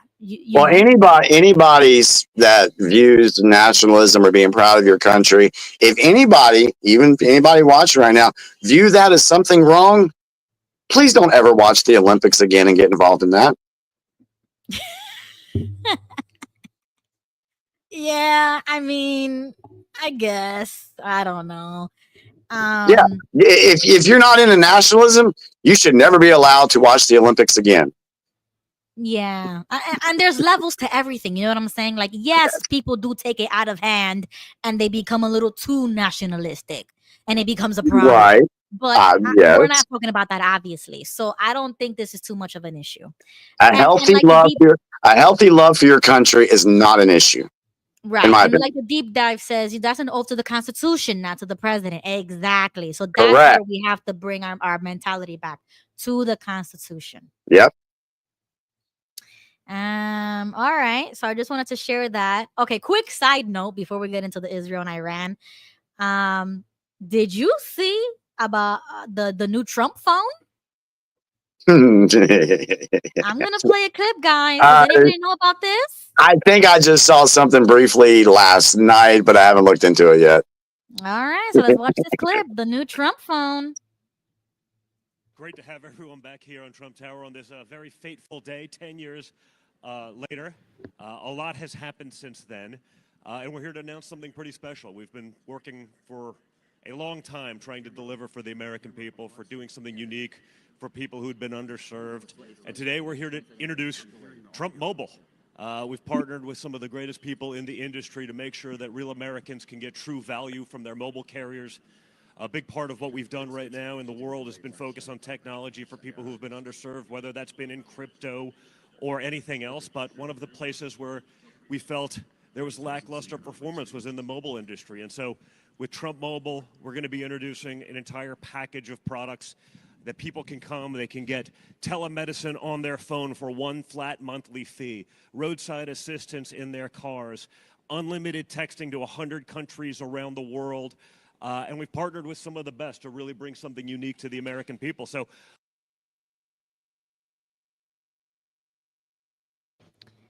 and I think they're going to partner with Starlink to do it too. Ah, interesting. I haven't heard that one yet. That's what I saw last night. All right. How do you feel about that, guys? Anybody in the chat has an opinion about the Trump phone? I don't know. Well, one thing he did say that I can agree with him totally on is the service we get with our mobile carriers right now is not reliable. It does suck. I can leave my house and go in two different directions, and there's a spot in each direction that when I'm on the phone with somebody, I'll be like, hey, if I get cut off, I'm going to have to call you back. Yeah, yeah. Uh, Okay, but this is that's, not. They're not. Are they talking about a carrier or are they talking about a phone? well, probably both. You know, Okay. you need like Sprint. You know, Sprint's a carrier, but they have the Sprint phone. You know, Okay. T-Mobile, you got T-Mobile phone. So Right. it could be a new network, which I think Interesting. Interesting. if they partner with Safe or Starlink. Starlink, Yeah. then we already know how good the service is with Starlink. All So right. so Welcome to the I'd be all stage. for it. I'd be all for it. I don't have a problem with it. Really? Let me answer your question on the phone. It's real simple. There's a lot, and I mean a lot, of new technology on cell phones. The problem is these companies are looking for partners like Shark Tank. I think one of the comments mentioned that, and so people like Alex Jones and Natural News, a whole bunch of people have been talking about these different companies, but they just don't get the speed. So all you're looking at here is just the Trump boys are using the name to get this technology out. They partnered with one company. So for example, we have there's phones out there that are like private, where all your browsing data, people can't find you, and these phones cost like about $1,000, but there's a market for it. So what this is a good thing, because what's going to happen is you're getting this technology out. But a lot of these companies don't want to go through AT&T. They don't want to go through T-Mobile, because they're going to steal their ideas. They're going to steal their patents. That's what they're afraid of. So that's what you're having here. And more of this stuff is going to come out. And so that's why we've kind of like had a speed bump. Have you noticed with technology with the phones? Because you notice how we have great technology, but then it's kind of like it's the iPhones 15, 16, 17, they're all kind of the same. Nothing really, really fascinating and new. There's a lot of new stuff out there. You know what? You bring up a good point, and it got me thinking about some other stuff that I've learned. You said that there's a lot of new technology that is being introduced, right? So one of the things that was in the Q post was the fact that I can't remember. I think it was 6,000 patents. Maybe it was 6,000 cures. But anyway, there's also patents. But there's a lot of technology that has been hidden from the public for years. I mean, do you think AI is new? To the public, AI is like, oh, wow, this is like in the last, 4 or 5 years. It's really blown up in the last 2. No, Right. AI was around in the late 80s. Yeah, they've had this technology. It's just been hidden from the public. Is this a way, since we are in the Great Awakening, this is just me thinking out loud and in real time, is this a way to release some of the hidden technology to the public? Yes. And if you look at YouTube and you type in some 1950s and 60s movies, there's always a guy in a Rolls Royce with a cell phone in his car, but he's always in a Rolls Royce. So the cell technology was already around in the 1960s. So, but what you're having here is like, say for example, you have all of these kids that are startup companies, right? They're geeks, they're computer geeks. They don't want to say to AT&T and Verizon, hey, look at this technology that we invented. No, because they know it's going to be purchased and shelved. Yep. And so that's why they're going with people like Trump and others, because they're trying to bring it to market. But yeah, you're absolutely right. A lot of the stuff like Ford, General Motors, we already know it. They buy the technology and then they shelve it. Yep. So Yep. that's what you're seeing. There's too many documentaries or stories about guys that have invented things, and then lo and behold, they get bought out and it gets doesn't come to market, or these people end up dead. Yeah, that's what you're saying, Ruby. That's what this is a good thing. But to say Trump phone, my goodness, that's like a buzzword. That's going to get everybody interested in it, whether you're for him or against him. No, the Trump phone, let me get one better. The Trump phone is going to bring the phone in at $1,000, and it's going to go to 800-765-43, because and like the VCRs. When I was a kid, the VCRs were like $1,000, $2,000. Yep. This is 1980s money, and Yep. now you can buy a VCR for $39. So this Trump phone is bringing this expensive technology in, and hopefully within a couple of years, you'll be able to buy it at Walmart. Yeah. But okay, red flag for me Mhm. is with every phone, not just this one.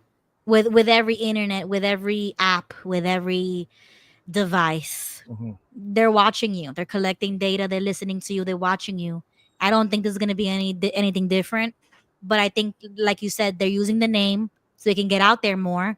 And my fear, or well, not a fear, but like my concern, is that more people are gonna have this more surveillance. Like, Not shouldn't necessarily. we be less No, because the surveillance? technology is there, and you can look it up. I forget the names, but there's cell phone companies. They're like about $1,000 a phone, and you're on a waiting list, and it works on privacy. So Mhm. rich CEOs are buying these phones. Remember, like the problem they had with Pete Hegseth, with they're using government phones, and they were being hacked, and so there is technology out there to minimize being traced, and it's expensive. So the average person like you and me can't afford it. But And yeah, and we don't know if it's backed by blockchain technology as well. correct. So if you don't know what blockchain technology is, do some research on it. So we just need more of these phones, like the Trump phones, to come out, in my opinion, because the more competition we have, the more technology gets out. It's better for all of us. The problem is when AT&T and T-Mobile are monopolizing the industry, Right. and that's the bad part. I agree with that, but I disagree with the technology thing. I think we should be less technology, less of the government watching us, listening to us. We should abolish those bills that were passed long time ago. Oh yeah. Mhm. Yeah, so I just think this is like another marketing thing to get people more technology into more homes where they can spy on people more. Yeah, I wish people would, I wish people would have that same attitude and thought process when they buy their Roombas, when they buy their Alexas or Right. No, whatever, that's exactly what it is. Those things are your smart listening to you. TV, your Yeah, they're smart listening watch. to you. They're watching you with every camera in your phone and your device. But if they came out with a new Alexis tomorrow, all these people that are talking crap about the Trump phone and surveillance would be out there buying it. Exactly, that's the problem. It's called technophiles, and that was the one thing that I used to say about Elon from the very beginning. He's a technophile. He's a tech guy, whatever you want to call him. He is more in that industry, in that field, than anybody. And the fact that he was coming up with Trump, that was one of my concerns. It's like, what is this guy doing, and why is he getting so close to this? I mean, even though I've said before, like, I don't care about the information, which I don't, but I think it's just a concerning thing. Same thing with the EVs. They're watching you. They're tracking you, where you go, where you don't go, when you get home, what time you get home, like all of that. Yeah, there's two comments that I loved. Ava said, "I'm sick of upgrades." Me too, Ava. Every time I turn around, there's a freaking upgrade to my phone, and it messes up my settings. Then the other one said, Lisa Sand said, "Your refrigerator." And I was shocked when one day my nephew came over to visit, and he said, "Uncle Jimmy," he says, "You got Wi-Fi?" And I'm like, "Yeah, I do." And he's like, "Okay, well, which device do I connect it to? The refrigerator or the computer?" I'm like, "The what?" That's crazy. I was like, "Dude, what? My refrigerator?" So I didn't buy the refrigerator. Carissa did. But I went and looked at the writing on the outside, and it said Wi-Fi enabled. I'm like, why in the hell does my refrigerator need to have Wi-Fi? Yeah, that's crazy. I'm sorry. Welcome to the stage, Anyway, Gail, Hi. UG. What's I just up? want to put my my health creepy thoughts into this whole conversation about cell phones. I shut my cell phone off at night and my laptop I do not bring it near me when I'm in bed because I'm more concerned about the G5 radiation and what it does Yeah. to and what it's doing to the environment and to our brains and especially our children, where people have that on the ear. I won't put my cell phone on my ear because I'm a 2-time cancer survivor, so I keep it on my chest. I don't want it near my head. Right. But I wanted to ask you if you saw Arnold's interview with The View today. I saw it. I did not watch it, but I saw that it was out there. I didn't have time to watch it because I was getting ready for the show and had some other stuff to do tonight. You have to watch it, and I will give kudos to Arnold because they tried goading him into, and what he said, I loved what he said. I actually listened to him twice. What he said, his speech should be used as a role model for everyone's view on immigrants that come into this country. It was beautiful what he said, and they were trying to get him. You should have seen the look on their faces because it backfired. He said some beautiful things about himself when he came into this country, and that he was an established actor, governor of California twice, and he's actually going to speak at what's the mountain with all the president's faces on July 4th? He's going to speak, and they're going to give citizens, illegal immigrants, their citizenship the same day he speaks. And what he said about being an American for him was absolutely beautiful. And I think everybody should watch and listen to what Arnold said, because he said illegals should not come in here unless they come in legally. And he really stressed that. And Whippy especially and Sonny try to goad him into saying, oh, it's the American migrants, not the illegals who caused all the violence. And he just looked at them. He didn't even confront them for saying that, but that was the end of their stance to him. But they couldn't. Yeah, I mean, if Ruby wants to play it, we could find it and play it. Oh, yeah, it's wonderful. But you know what I'm sitting here thinking? This is how my brain works. Okay. I'm thinking, oh, is this the same Arnold Schwarzenegger that during CV said, F your freedoms? Mm-hmm. Yeah, it is. All I right. don't like them myself, but yeah, it is. And so that's why there's a part of me that thinks, okay, so which one is the real Arnold? You know, I mean, people's brains have got to be like going crazy right now. Because you know, this Arnold said, screw your freedoms. And this one's saying, oh, we love immigrants, you know? Nah, I'm good. It's like, which one? Which one are we seeing? I don't care. What he said was nice. Yeah. I don't care what he represents or stands for. What he said was beautiful, really. I hope he meant it. Yeah. Yeah. Welcome to the stage, Joseph. If you want to comment on something, go right ahead. Well, about the cell phones, the Trump phone is going to be completely manufactured here in the United States. Good. And That's good. all inquiries will be done out of the United States. You don't have to talk to some guy in India or any other place. And also, Elon Musk is coming up with a cell phone in January of 2026, and it will only cost about $260.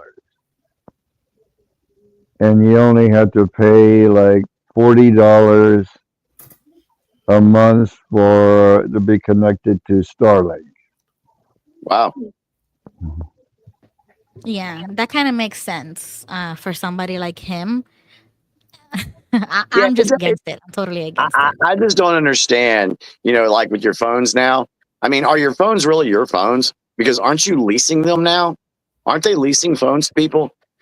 No, I haven't bought a new phone in like 4 or 5 years. So if anybody's just recently changed over your phones, bought a new phone, did you have to lease it? Yes, I had to do a 2-year contract with mine.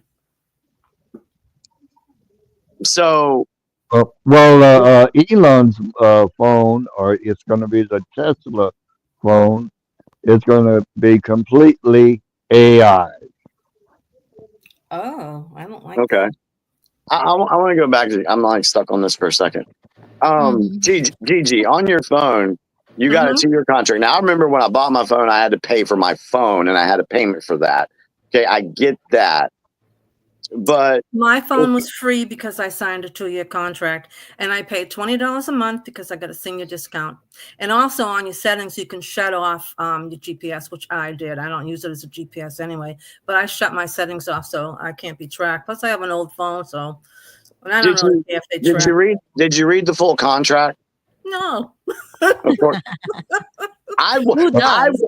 I'm just wondering what's in that contract. Mhm. Well, I probably if I broke the contract. Oh, I think if I went with another carrier, I would have been penalized.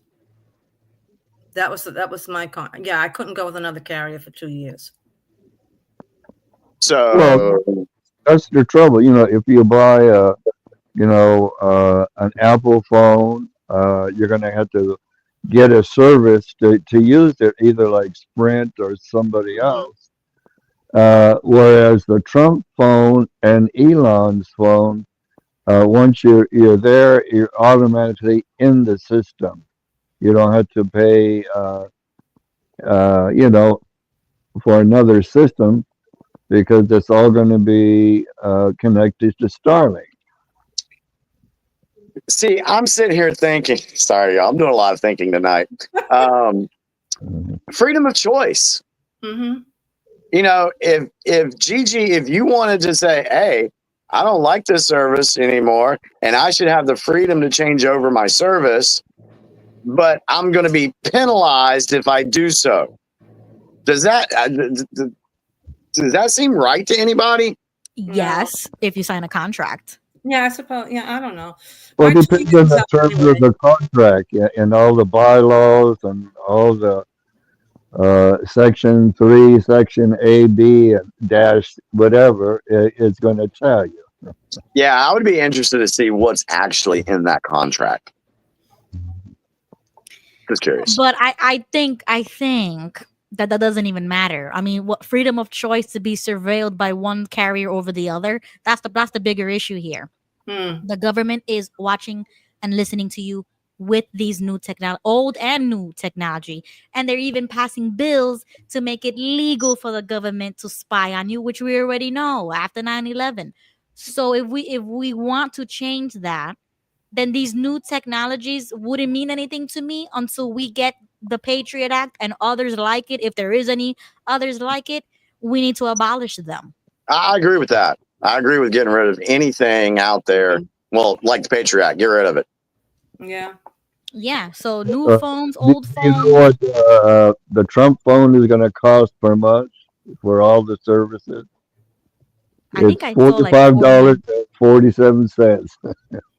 Yeah, something like that. Something like that. 45.47. Yeah. I That's mean, the truth. I don't really care about that. I just wanted to bring it up to be like, wow, look at what Trump is doing now. But I don't really care for technology. I don't know. I think this whole argument of, oh, I don't want to be spied on, I think that kind of just, to me, I'm like, oh, you don't want to be spied on, but yet you got a cell phone anyway. You got a computer, you got Wi-Fi, you got an electrical vehicle, you got this, that. So where do you draw the line at? Yeah, I don't want my phone, but it's okay. My refrigerator spy on me. Well, that's what I'm saying. That's the problem. New technology is bringing in those new services and new devices to spy on you either way. So what's the big deal about another new product is what I'm trying to say. Like, it doesn't matter about this Do Trump. you have a It's just another way to smart spy on TV? you. You have a I smart. don't. I don't. Well, good. Well, if you don't have people who have smart TVs, it has a camera on it. It could be watching you as you, They showed even with the television off. Right. They showed you this in the movies back in the 90s. If you go back to the Batman that Jim Carrey was the Joker in, and they were peddling a device that would go into all the homes and basically spy on everybody and get their thoughts and everything. And everybody bought this thing and put it in their homes. Okay. That was in the 90s. And then now you have Alexa out there.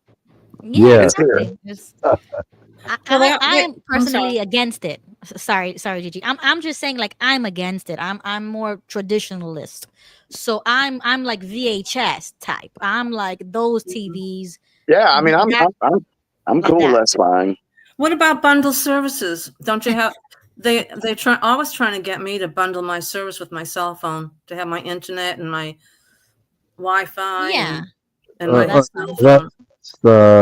That's so that you can pay a little bit more and receive a lot more services Yeah. and more Welcome to the commercials. stage. And more Sorry. commercials.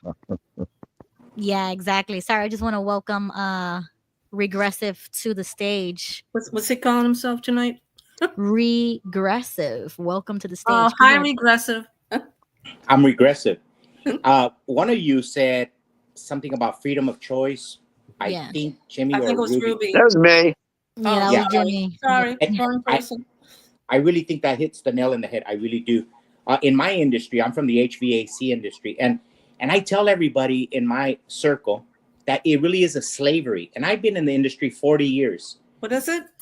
HVAC, air conditioning. Oh, And in Arizona, it really is a slavery because all the new technology that we talk about is a disaster. And I tell everybody, imagine that in the automotive industry. For example, in the air conditioning industry, we're going through the revolution that you guys are all talking about. An air conditioning technician in the middle of summer doesn't have time sometimes to go to use the restroom. And now you tackle on environmental regulations, new technology, new refrigerants, new everything. It becomes a slavery where all the old technicians are dying out or retiring. You have a wave of new technicians who are underskilled. And then you have the illegal aliens or the mafia or the Chinese contractors or the Mexican illegal alien contractors. So it's a wild, wild west industry. But if you talk about this in any of the forums, they call you stupid, a conspiracy theory. Oh boy. But it is. Now, imagine in California, for example, they were going to have the electric vehicle mandate. You would literally, I could envision in 2030, if it passed, you would have people shooting mechanics. Like you go into a mechanic shop for a carburetor or a fuel injection fix, and the mechanic says, "I'm sorry, I'm mandated that I can't work on your fuel injecting system." Somebody's going to get shot. So an air conditioning guy is going to go to your house. You just paid $10,000, $20,000 for an HVAC system, and he says, "I'm sorry, the government just outlawed your Freon." Yep. Somebody's going to get shot. I mean, so we the workers, we the working class, the middle class people, we're in the front lines of the politicians trying to save the world and the technology. And homeowners have had enough because mom and grandpa are the ones having to pay for all this new technology. It's expensive. For example, let's say you have just your air conditioning blower, your furnace blower. 10 years ago, 5 years ago, it was just a 240 volt or 120 volt motor. Today, they're smart motors. They're computer programming. So when they break down, they're maybe 200, 300% more expensive. Yep. Nobody has that disposable income to fix stuff. So what happens? The black market kicks in. Or let's say the government mandated you have to use these electric motors. Well, the technician, what he's going to do, he's going to go he's going to jerry rig the old unit and put one of them old fashioned units for a fraction of the cost. Yep.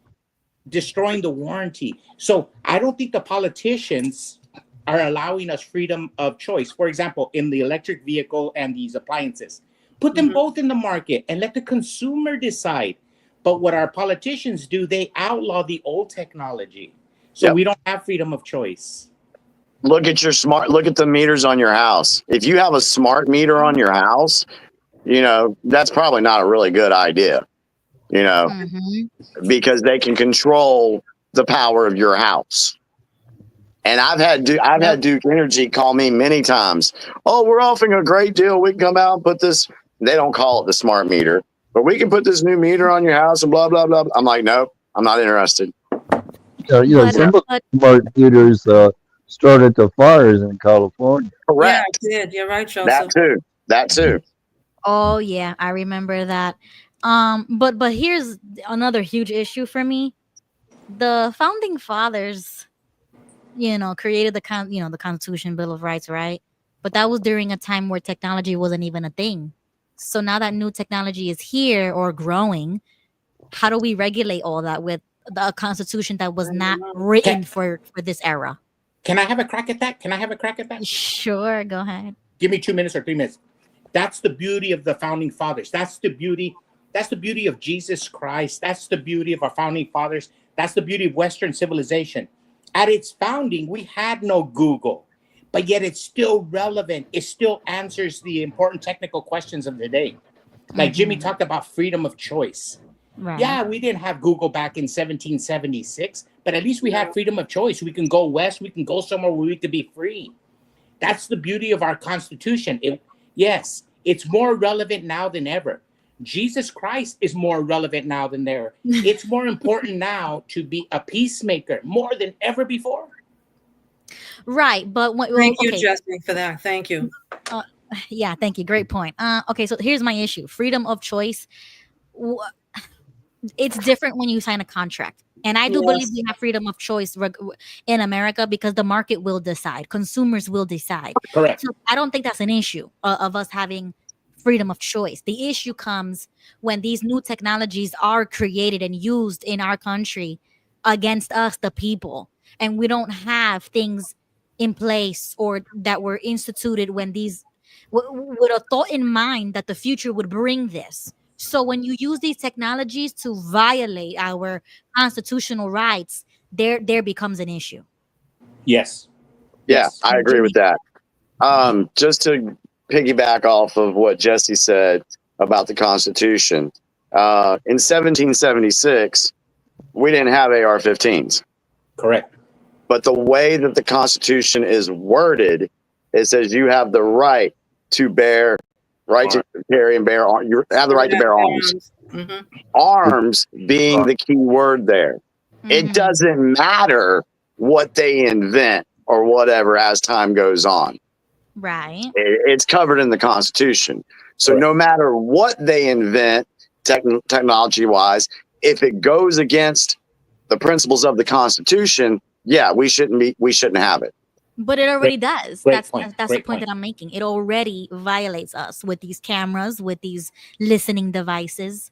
They are watching us and they're listening to us. Would that not go against anything? But here's the thing. There was a time when that didn't exist. You never lived in that time.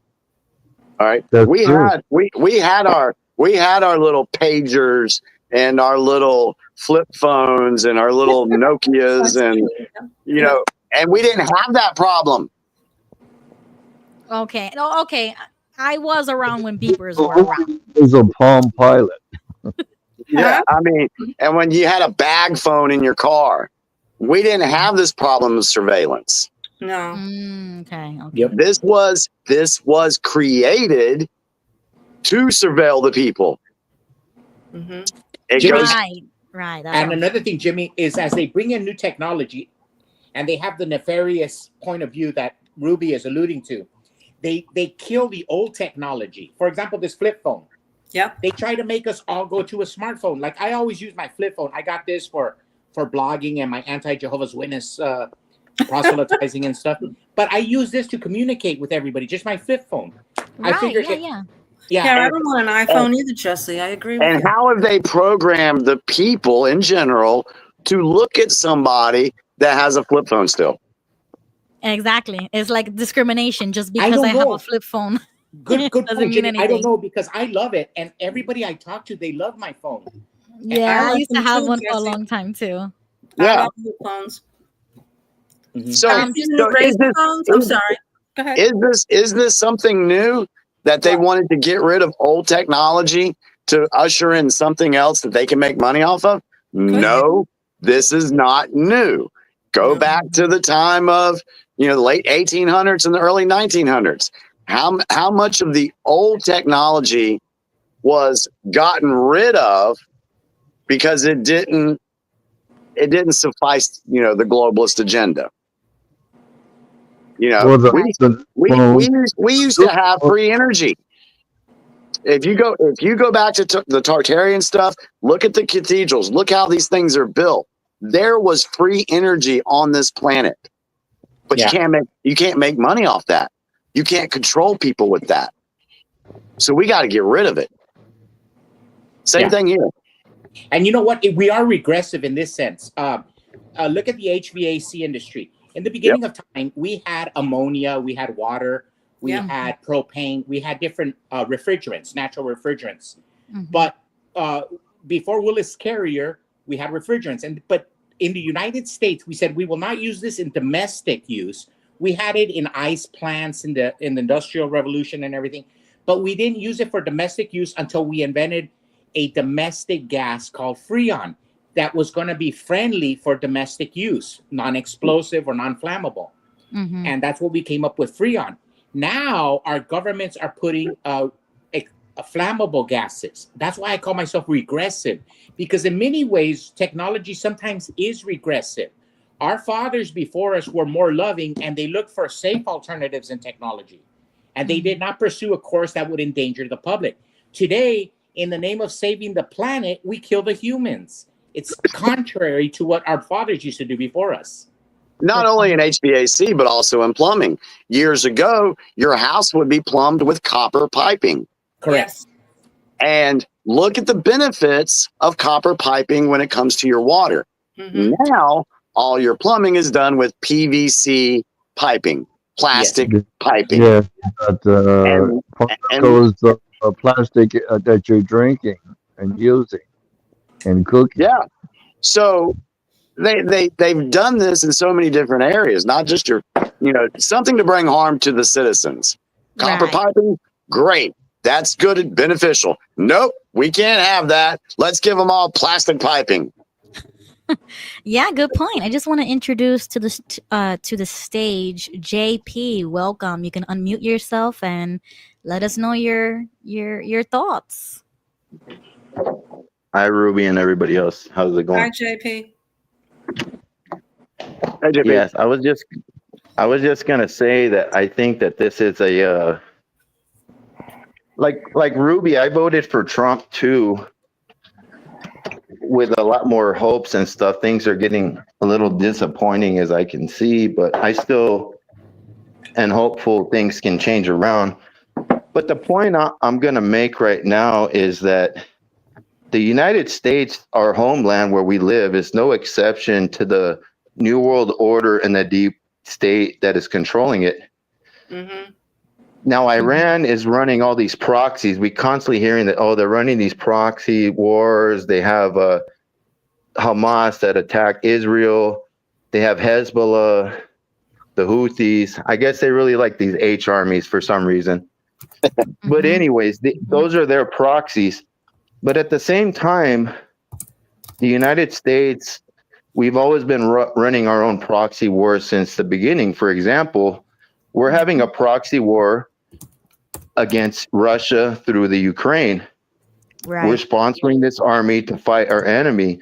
We've been doing that with Israel since the foundation of the state of Israel after World War II. We were the ones that sponsored and brought about that state with the United Kingdom. It happened against the Soviet Union when they invaded Afghanistan, and we supplied, the CIA supplied the Taliban and trained them. And then later they became our enemies, attacked our countries. It's happened all through South America, Cuba, all that. So we're no exception. So I think as true American patriots, we really can't trust any politician. And I think as time goes on and technology ravages our lives, because what Jimmy was talking about a few minutes ago and a few other people were things that we lived through before you did, Ruby. I was around before the internet and cell phones and stuff like that. So as time goes on, we can't get complacent. Actually, we have to be more alert, and we don't know what's going to happen. They could very well overpower, the free world, which are people who are, I'm an American patriot. That's what I consider myself, but I'm not down for the deep state government. Right. Or what I see what's going on. But this has been going on for a long, long time. And it's just not the United States. Russia's done it. All the major world players around the world are doing it. And unfortunately, what happens is when things fail and go to shit, they attempt to do things and we get sucked into it, just like the United States has been sucked into wars that they've sponsored. The proxy that happened during Vietnam. We're supplying the forces that were fighting the Viet Cong. Then eventually we got sucked into that. A lot of other wars that that's where happened I during disagree World War with. I and II. Sorry to interrupt. That's one point that I disagree with, is that thinking that we get sucked into things. I don't agree with. I don't believe that. I believe it's a choice. And it's a choice that America continues to allow themselves to get sucked in, as if we don't have a choice when we do have a choice. The president But should say no. I have to disagree back with you, Ruby, because like Trump, we voted for America first, no wars. Right. And this has been going on since the Civil War, before that. So it's no exception. It's not nothing like, we can disagree, but it's really not your fault or my fault. We don't want to do this. We get these people in that say they're going to do stuff like that.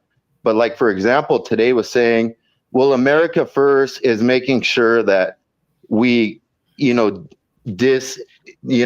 much get rid of and we see the end of Iran's nuclear weapons, meaning we're probably going to get involved because there's no other way. And that's another lie. I'm sorry. That Is it, how can many happen. more times are we going to hear another country, another excuse for America to get involved? I think that's another psyop.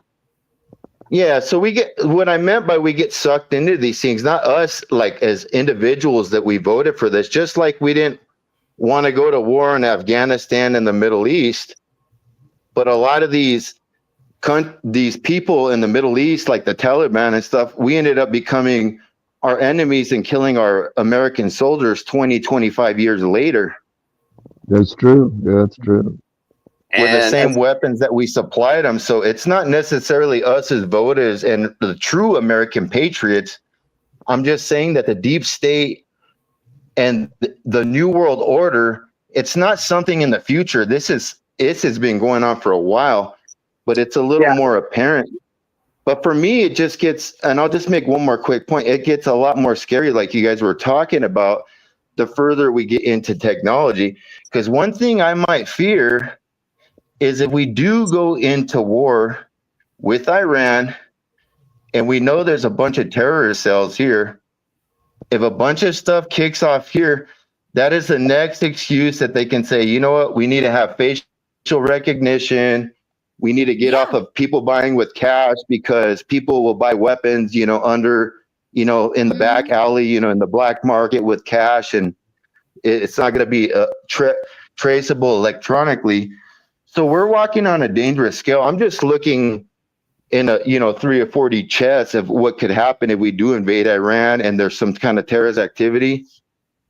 Yeah, it could maybe liberate the Iranian people and they could go back to how they were in the 1960s and 70s. But at the same time, it can turn into a situation I want to that's piggyback really on what, bad. JP, I But appreciate that's all I wanted to say. Yeah, man, I really appreciate you sharing that information. I agree with about 98% of it. So very good. Talking about getting sucked into the wars and everything, let's go back to World War II. And, FDR, I think he ran on the fact that we weren't going to get involved in Europe's wars and stuff like that. I think that was a smoke show or a smoke screen, because he's telling the people this, gets elected. And then, for years, we're not involved with World War II. But if you look at the history of who Roosevelt was and who he backed, he was a deep state globalist puppet as well. And he knew that the only way that he would be able to get the support of the American people to join the war effort would be if something happened to the United States, if we got attacked. So Pearl Harbor, all right, he knew 100% fact. Look it up. He knew that Pearl Harbor was getting ready to be attacked. He let it happen. Oh, that's why that's why all of our aircraft carriers were not in at Pearl Harbor. Yeah, they weren't at sea.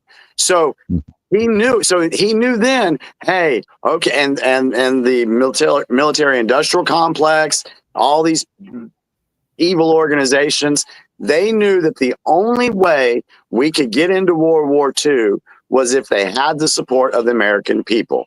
And after Pearl Harbor was bombed, then nationalism spread through the United States. And you had all these guys signing up for the military, people faking their age to join the military because we got to get those Japanese. So yeah, they but that's the problem, isn't it, Jimmy? Is that not? That is a problem because they played on the emotions of the people. Yeah, but he allowed that attack to happen so Yes. that people can get on with the. Is that not a treasonous? Oh, that's a huge issue. Yeah, And I think the same thing happened with 9/11. Oh, we were attacked. We gotta fight the war on terror. Mm-hmm. So all these young American men and women joined the military out of good patriotism. Hey, we want to protect our country, but they were fed a lie. And you you talk to any veteran, and they'll tell you, yeah, I don't know why we were over there fighting. It makes no damn sense. And this is why our military gets pissed on by our government officials, because they've been used as pawns and they don't give a damn about their future health. Exactly. So what's the solution? What do you think? Oh, you got to obliterate the deep state. You got to get rid of the system that's been in place. That's the bottom line, Ruby. I'm just being straight up. You go on your little rants, I go on mine every now and again. That's the problem.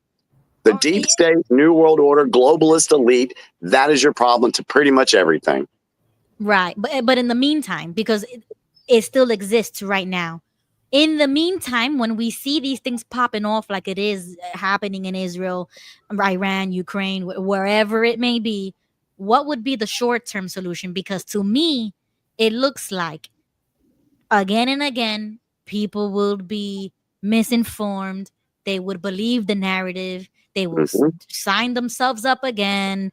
So how many more times does this need to happen before people wake up and start saying, no, we will not fight in any foreign wars. We will not die for any other country. We will not sign up our sons and daughters anymore. That feeling in America has been growing over the last 4 years. Oh, of course. It's been growing. There's a lot of people that are like, yeah, I'm not suggesting my kid join the military right now. And there's people out there, especially in the digital soldier space, we're done. We don't want to fight their wars anymore. Nope. So that was one of the major things that I had an issue with Trump, is like the type of stuff that he was saying in regards to that situation were not something that I wanted to hear. In my opinion, he should have came a lot stronger in terms of like, this is not our war. This has nothing to do with us. We don't have, like, this is not our fight. And that's not what I was hearing from Trump. I think Trump was like, talking about them making a deal or whatever, or that there was supposed to be some type of talks, but Israel attacked first, or, whatever the case may be. No. Well, he's a negotiator, but we don't really know what he is thinking of right now. He may make statements, but he is a negotiator as in business, and he may put out a proposal, but he may not even be thinking of that in reality to be true. He just puts it out there. Yeah, I mean, if you look back to the things that he said with, during the COVID years, he'll say something and the media will jump all over him. Okay. So like hydroxychloroquine and ivermectin. He mentioned those things. He got obliterated in the media for it, but he was correct. Right? We've all learned that hydroxychloroquine and ivermectin are great things. Okay. But they obliterated for him. If Trump would have came out and took the direction you would want him to take, Ruby, the media would obliterate him. Well, So- 10 years so- ago, Trump said that he didn't want Iran to have nuclear power, because don't forget, Iran was funding Hamas and the Hezbollah, and he campaigned on that, promising peace, and he kept saying he doesn't want Iran to have nukes. So, and he really didn't want to send. He doesn't want to send troops in to bomb them, but No. Israel overstepped him, and they bombed the scientists and whoever the diplomats were that Trump wanted to make deals with, but he couldn't because they obliterated all of them. But, he's in a rock and a hard place right now. He has to make a decision. He left the G7 summit early so he could come and meet with the Congress. He's probably still meeting with his cabinet right now to figure out what are they going to do. Iran hates America. They already said today that they were going to bomb our military bases. So what is Trump going to do? He doesn't want American soldiers to get killed. I have a niece over there on a carrier, and I have my best friend's son, a Marine, who just got deployed over there. They don't want their children killed, but they think they have a patriotic duty to support and defend our country.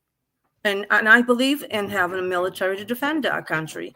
And yeah, Jimmy, you're right. There are lone wolves in this country just waiting, to get the go ahead to start shooting at Americans. So what is Trump to do?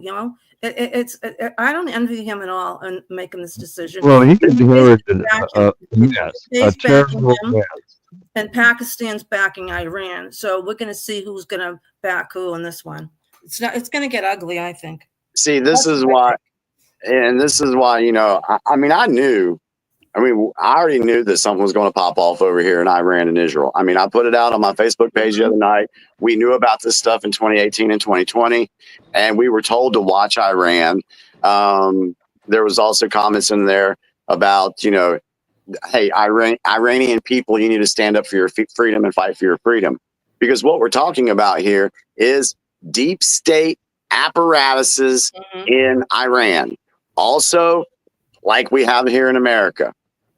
They want all this. So if Israel did what they did, and we already know how we feel about Israel and their deep state government, what I think personally, what we're seeing here is the deep state trying to do whatever they can to push World War III. Right. Okay. So that's where my question comes in. How did this even start? Why are they even having this disagreement? Why is it that we always have to choose a side? Why can we never take the neutral stance and get our people out of there and let them handle their own disputes? Ruby, it goes back so. I don't even have the time to explain it all. Exactly, it's a lot of history. I get it, but there is. We shouldn't be there. Is the point? We should I agree bring our with people that. back home So and let them handle it. So someone needs to ask, why did Obama send pallets of cash to the Iranian government on his way out? Exactly. Biden gave him $18 billion. So yeah, exactly. Why? And so, how much money has Trump given Iran? I don't know. I hope, zero. But at the same time, I think people are noticing that he is backing Israel with the things that he says. So that was my red flag, is why is he even backing any one of them? It should be neutral. He should be neutral. He should be coming out of it. Me personally, Ruby, I think that's part of the game that's going to be played right now. And that's a dangerous one, because he shouldn't be backing anybody. I would have the same opinion with the Ukraine stuff. We shouldn't be backing Ukraine or any other little country fighting another country. I agree with you, Ruby, but the only thing I say is it goes way deeper than just what we're seeing on the surface. We have no idea. Way deeper. Well, who are the richest people in this world? It's the Jewish people. They are bankers. They own all the media companies, and they supported him as a candidate. Many of them. So he's obligated to them in the sense that he is for Israel, but Israel secretly through Netanyahu is they're actually Zionists.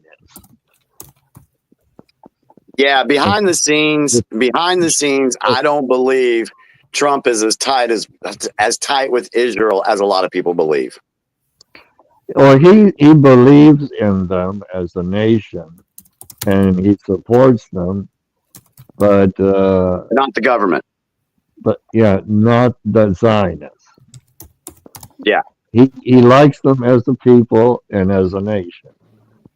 Well, they don't like us. That's another Yeah. issue. They I all agree. hate us.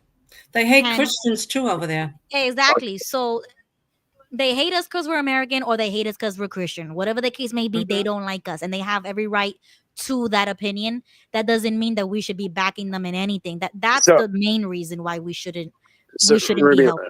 let me ask you: when you say they all hate us, are you talking about every Israeli? They're not all like that. I'm talking about the whole other side of the world hate Americans. Whether they want to admit it or not, they all hate us. And that's my opinion. That's my opinion. They all hate us, and they only want to come over here to disrupt or cause chaos or ruin our culture or destroy our country invertly and from the inside out. Well, I will disagree with that because I just watched the video yesterday. A guy grew up in Iran. He came to America legally, waited his turn, joined the military, and he is pro-American Constitution. He loves America. So, and I don't think that everyone over there on the other part of the world hates American culture, the way of life. Hell, the Iranians back in the 60s and 70s were copying Western culture. Guys had muscle cars. Girls were going out on the beaches in bikinis and things like that. So I don't believe that every Israeli, Iranian, Iraq, I don't believe that every one of them hate America. They hate the government of They America. do. Yeah, they want their regime change in Iran. Yeah. Okay, maybe there are minority individuals that don't hate us, but in my mind, the majority. We gotta separate the people from the government. Yes. In every nation. That's what we have to do.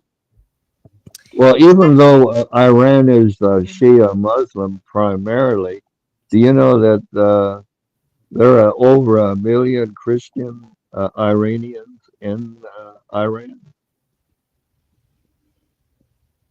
I'm sorry. I was trying to look at some of the comments. Yeah, say that again, Joseph. Yeah, what'd you say, Joseph? I'm sorry. We know that Iran is primarily Shia Muslim. Right. But even to this very day, there are over 1 million Christians living in Iran. Correct. And before the state of Israel was founded, incorporated, created, or whatever, you had Jewish people, real Jewish people, not these fake Khazarians, real Jewish people, Palestinians, and Muslims.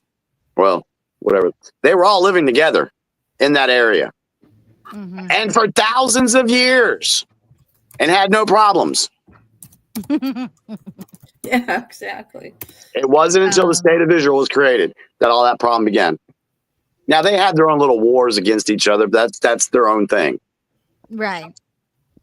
Well, after World War II, we drew the boundaries of these countries. Yes. And that caused a lot of frictions between their tribal system. Correct. And that caused a lot of conflicts amongst those people. You're absolutely correct. It's called the Balfour Declaration. Basically, where the United States and Britain and the Allies told the Middle East, "Hey, these are your borders now." So okay, so let me clarify. Because in my opinion, I believe that they don't like us or they hate us because they've been indoctrinated to believe so through their governments, through their own deep state, through their fake news. They will dislike us or hate us. So in reverse, I wouldn't agree with my country supplying or helping or being involved in either side of whoever they think is right and wrong because of that, because we don't have the truth anymore, and even less for them too. So in my opinion, I would be zero on the geopolitical world. We need to focus on America first, and that money or weapons or anything should be used in America for our citizens, not for the citizens or for the liberation or whatever excuse they want to put on it to make it seem like if we're liberating people, and when in reality that's never the case. And America needs to step back. Yeah, we need to I can't liberate. argue with that. We need to liberate ourselves from this invasion that took place in the past 4 years. Yep. We have to get Um, rid of this invasion. yeah, exactly. This Can I say something, never-ending Melissa? invasion. Go ahead. Yeah, and we just have to be aware of this, how deep this deep state and stuff that controls our whole government. Because, for example, we came from the Jehovah's Witnesses, and they will control not very small people, like let's say in the thousands, but we know, I mean, at least the witnesses claim they have 9 million members, but it has to be more than that are controlled by them, because there's at least 20 million people that go to the memorial and stuff. So there's children, people that are, you know, associated with the witnesses that believe in it, that are controlled by their beliefs. So what you can say is that them is a global worldwide network. You know, there's 9+ million witnesses that are controlled by them. That's a lot bigger than some even European nations. So you can kind of say that the witnesses are kind of their own country in themselves, and they are controlled by the deep state and the government. And just like a country, and I consider witnesses, they are like a country. They have a governance and stuff, because if one rule changes, just like a country or a law changes, globally, all the witnesses will just obey that. Correct.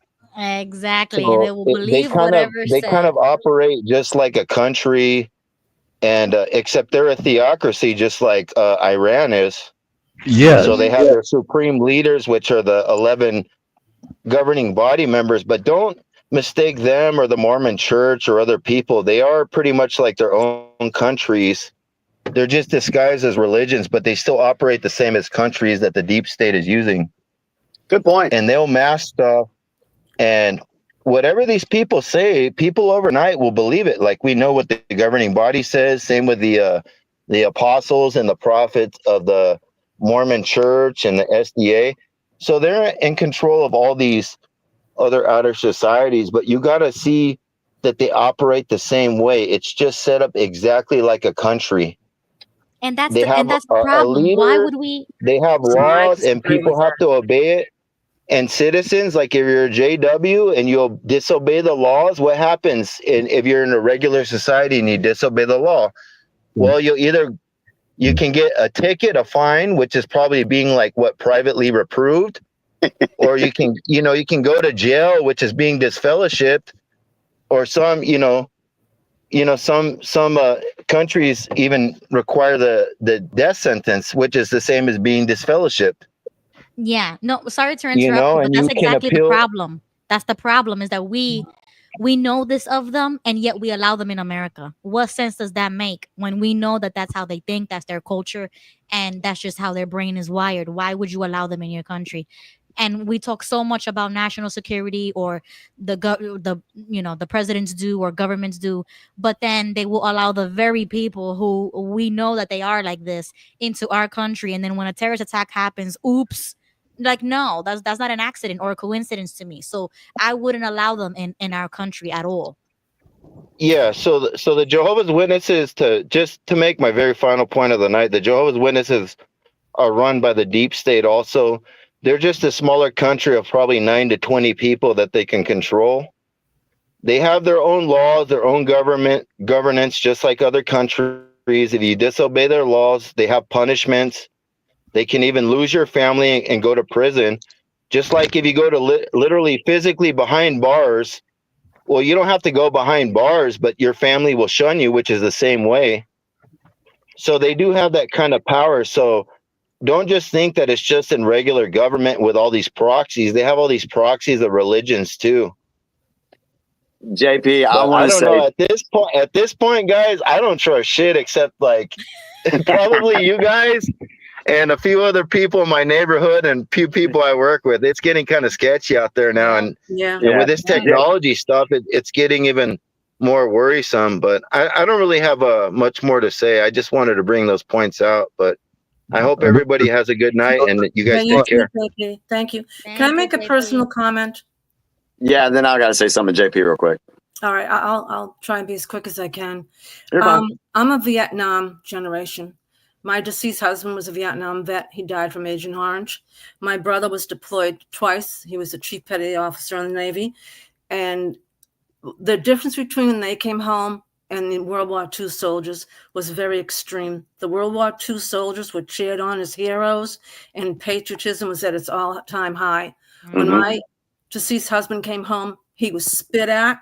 He was called all kinds of filthy names, and both my brother and him threw away all their medals. And he would not. I was not allowed to talk about the Vietnam War at all. He didn't want to discuss it with me. Period. He hated the government, and my brother feels the same way about the government. What they went through, I hope nobody ever experiences that. I hate war because of it. I hate what war does, and I hate what it does to countries, and I hate what it does to families.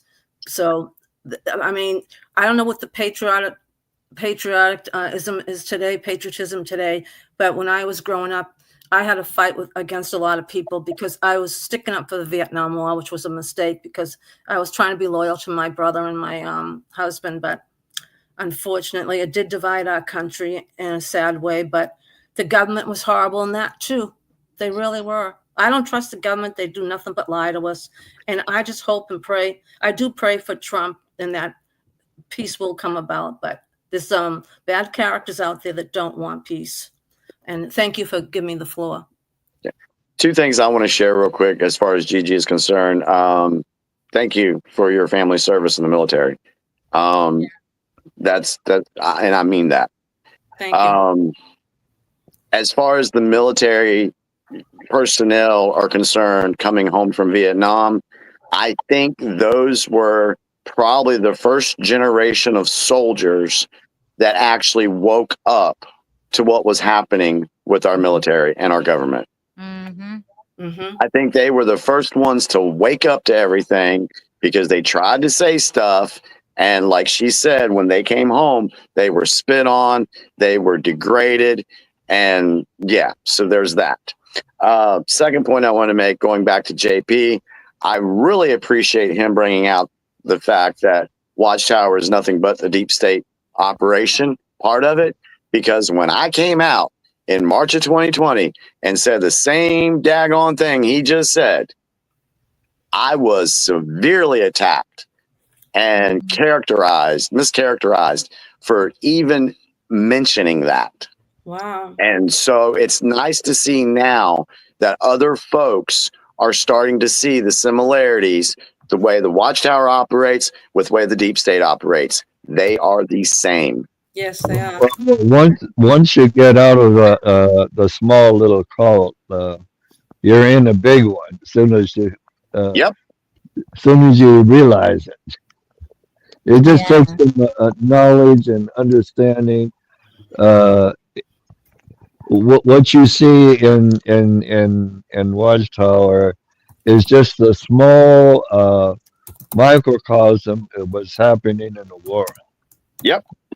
Exactly. Really quickly, just to catch up on the comments. Julian is asking Jimmy, can you speculate to what Trump may or may not do? I guess he's in reference to like Israel and Iran. Okay, if I had to speculate, I think Trump is going to say some things and maybe do a couple things. I don't know, maybe just say things. and probably expose some more people. I think that'll happen. I think some true colors will be shown. And we've already seen a little bit of that happening, but I think that will ramp up. I do think that he will try to find a way to have some deal. And I don't think it will be a deal with the deep state operatives. I think it will be with individuals behind the scenes that we may not know right now. And the only reason I say that is because he made a deal with Saudi Arabia back in 2017 after Las Vegas shooting that the public did not know about. And just recently, and then his visit to the Middle East. Yes. The deal, we don't know publicly yet what kind of deals were made. I mean, you got Jordan shooting down Iranian missiles. Okay. Jordan, they praised Trump when he came there. So this is the question to ask. Are the Jordanians helping Trump by shooting down deep state missiles coming from Iran? Okay, good point. Is that a possibility? Yeah, that's a good one. Yeah, I can see that happening. Yeah. So, and he put out a post, or somebody put out a post. Go to my X feed, Ruby, please. There's a reason why. Okay, let's find you. And I say this, and when I say, I think there might be some deals being made behind the scenes we don't know about. The reason I say that is because of this post I put up. All right, so here goes your page. It should be, because that's the immigrant one. Okay, I did that. It says something about the Prince of Iran. The Prince of Iran. It had to be here recently too. Yeah. He just said he's willing to go back and start. I think it's further up, Ruby. I just posted it tonight. I'm pretty sure I put it on X. Hey, Jimmy, why did they change the name from Persia to Iran? Do you know the answer to that? I do not know the answer to that. What's that say right there? What do those first two say? I told you the deep state and exposure phase. I told you every snake. that right there. Read that one. Well, I told you. Well, to answer what Iran, why they changed Persia to Iran, it's because they are the true Aryans. Okay. Yeah, I don't know. I had to look it up. Okay, so I'll read this post really quickly. It says, I told you we were deep in exposure phase. I told you every snake will be revealed. Now I'm telling you that soon the Iranian crown prince will return to become king of Iran, all thanks to Israel. Biblical. You are witnessing history. And what will surprise you even more? There will be peace between Israel and Iran, Israel and all Arab states. That's what's coming. Trump already told you his legacy will be peacemaker. All who are turning your backs on him have shown your faces. You failed to see the bigger plan. You failed to see God. God moves you. Failed to fool the forces of light. So that's why I say I think there's deals being made, because why would that information come out right now? Why would that even be talked about? Yeah. So I think it's prepping, like those of us that are deep into this stuff, that when that happens and that pops off, we won't be surprised. Kind of like the fact that we were told that the stuff in Iran and saving Israel for last, we already knew this stuff was going to pop off. Okay, we didn't know when.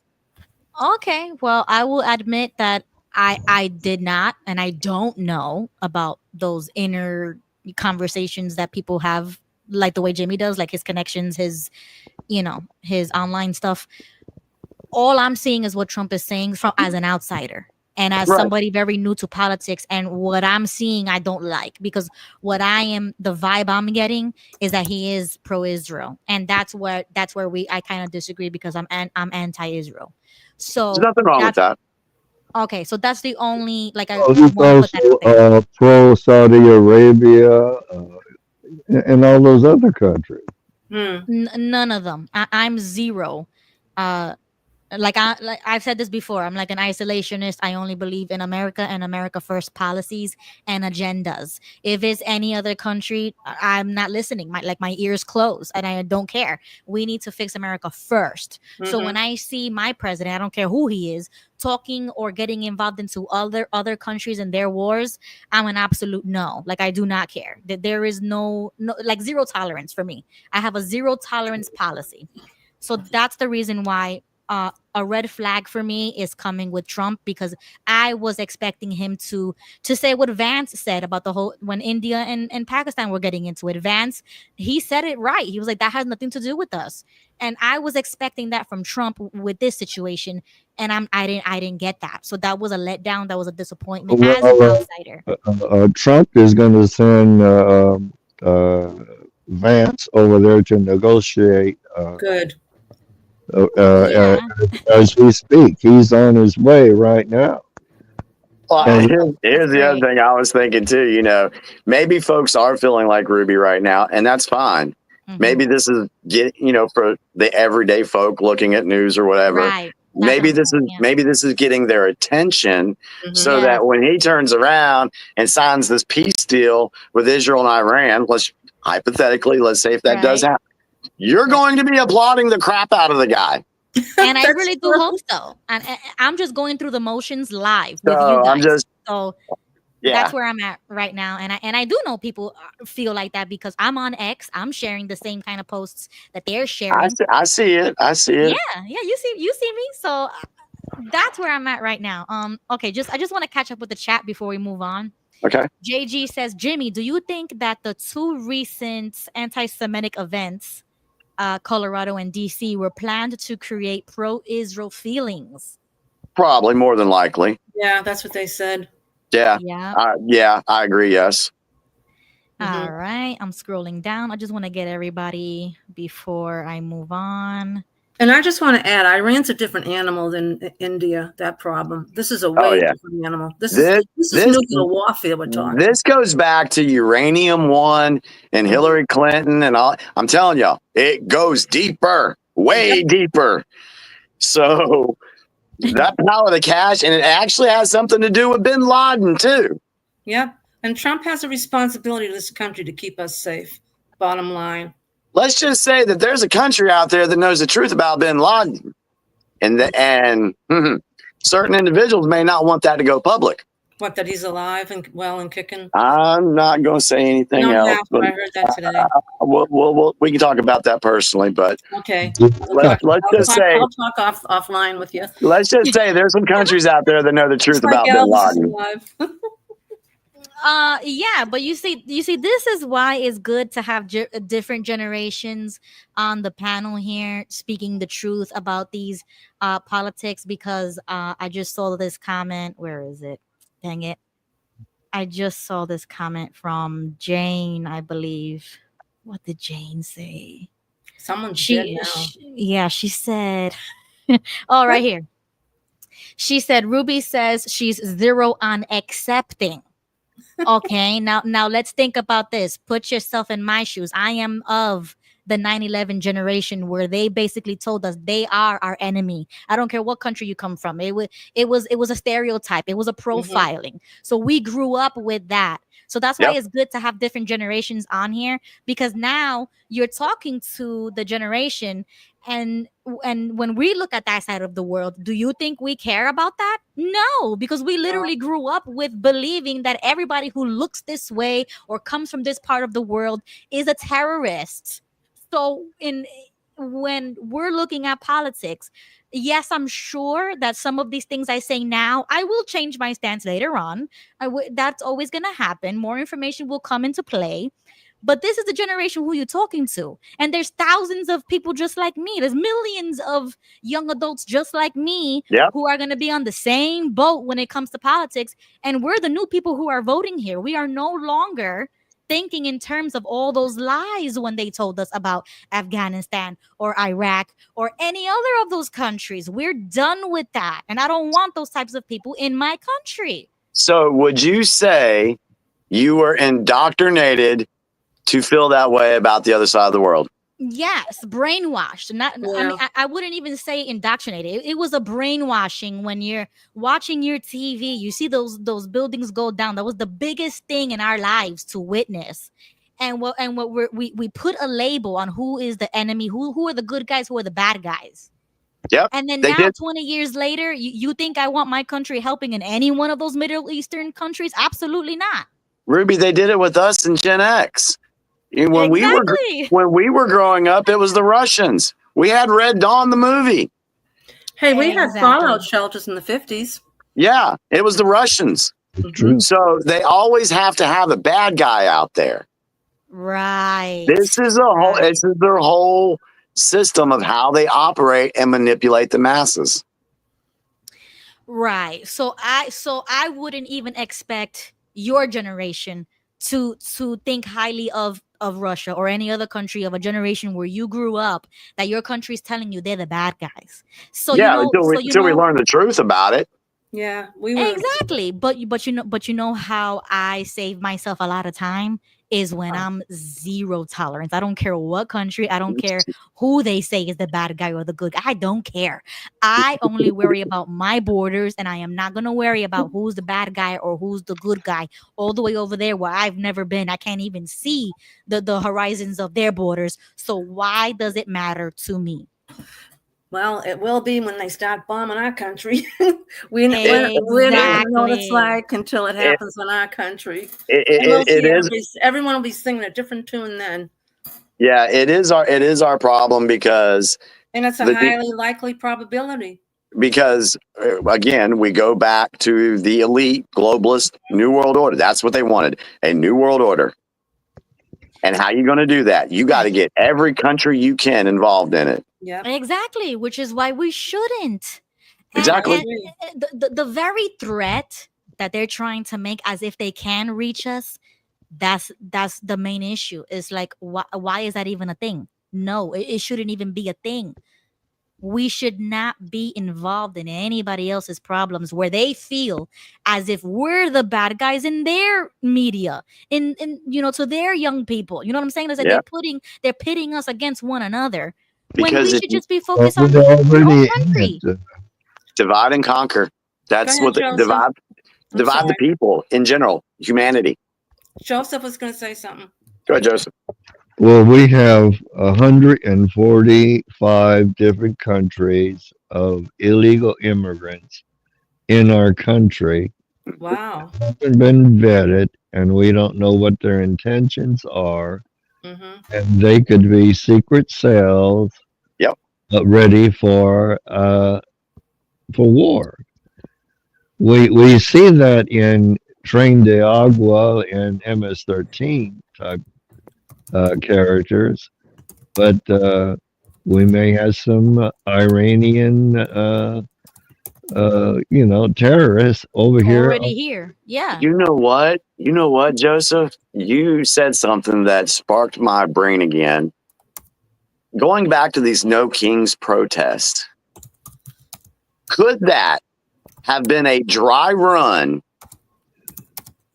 to see how the police would react, if Trump would react or not, so that when they activate their sleeper cells to cause the real riots that will happen, because the No Kings protest thing, there wasn't a lot. There's some burning and looting in Los Angeles, but it didn't happen all over the place.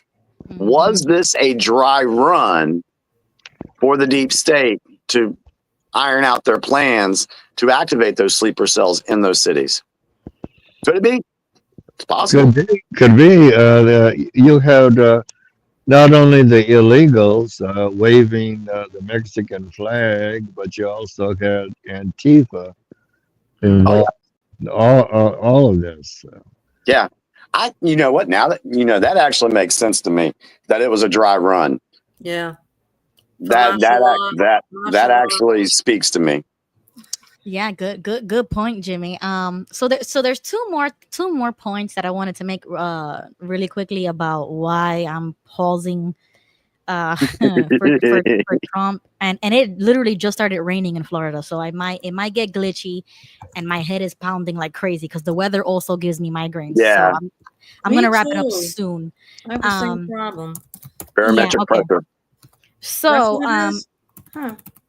Sorry. here's the next problem for me.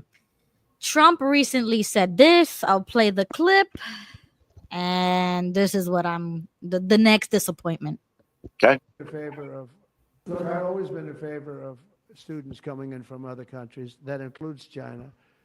And we have 500,000 Chinese students coming in. I've always been in favor of it. Does it mean that you have to watch people? Yeah, you have to watch students, but you have to watch other people also. I've always been strongly in favor of it. I think it's a great thing. It's good for our schools. I think it's good for our country. I'm also in favor of having them stay. I've been in favor of letting them stay. If you get educated for 4 years, you're willing to get educated for 4 years. I like people being able to stay. You know, they have some great students. You have some.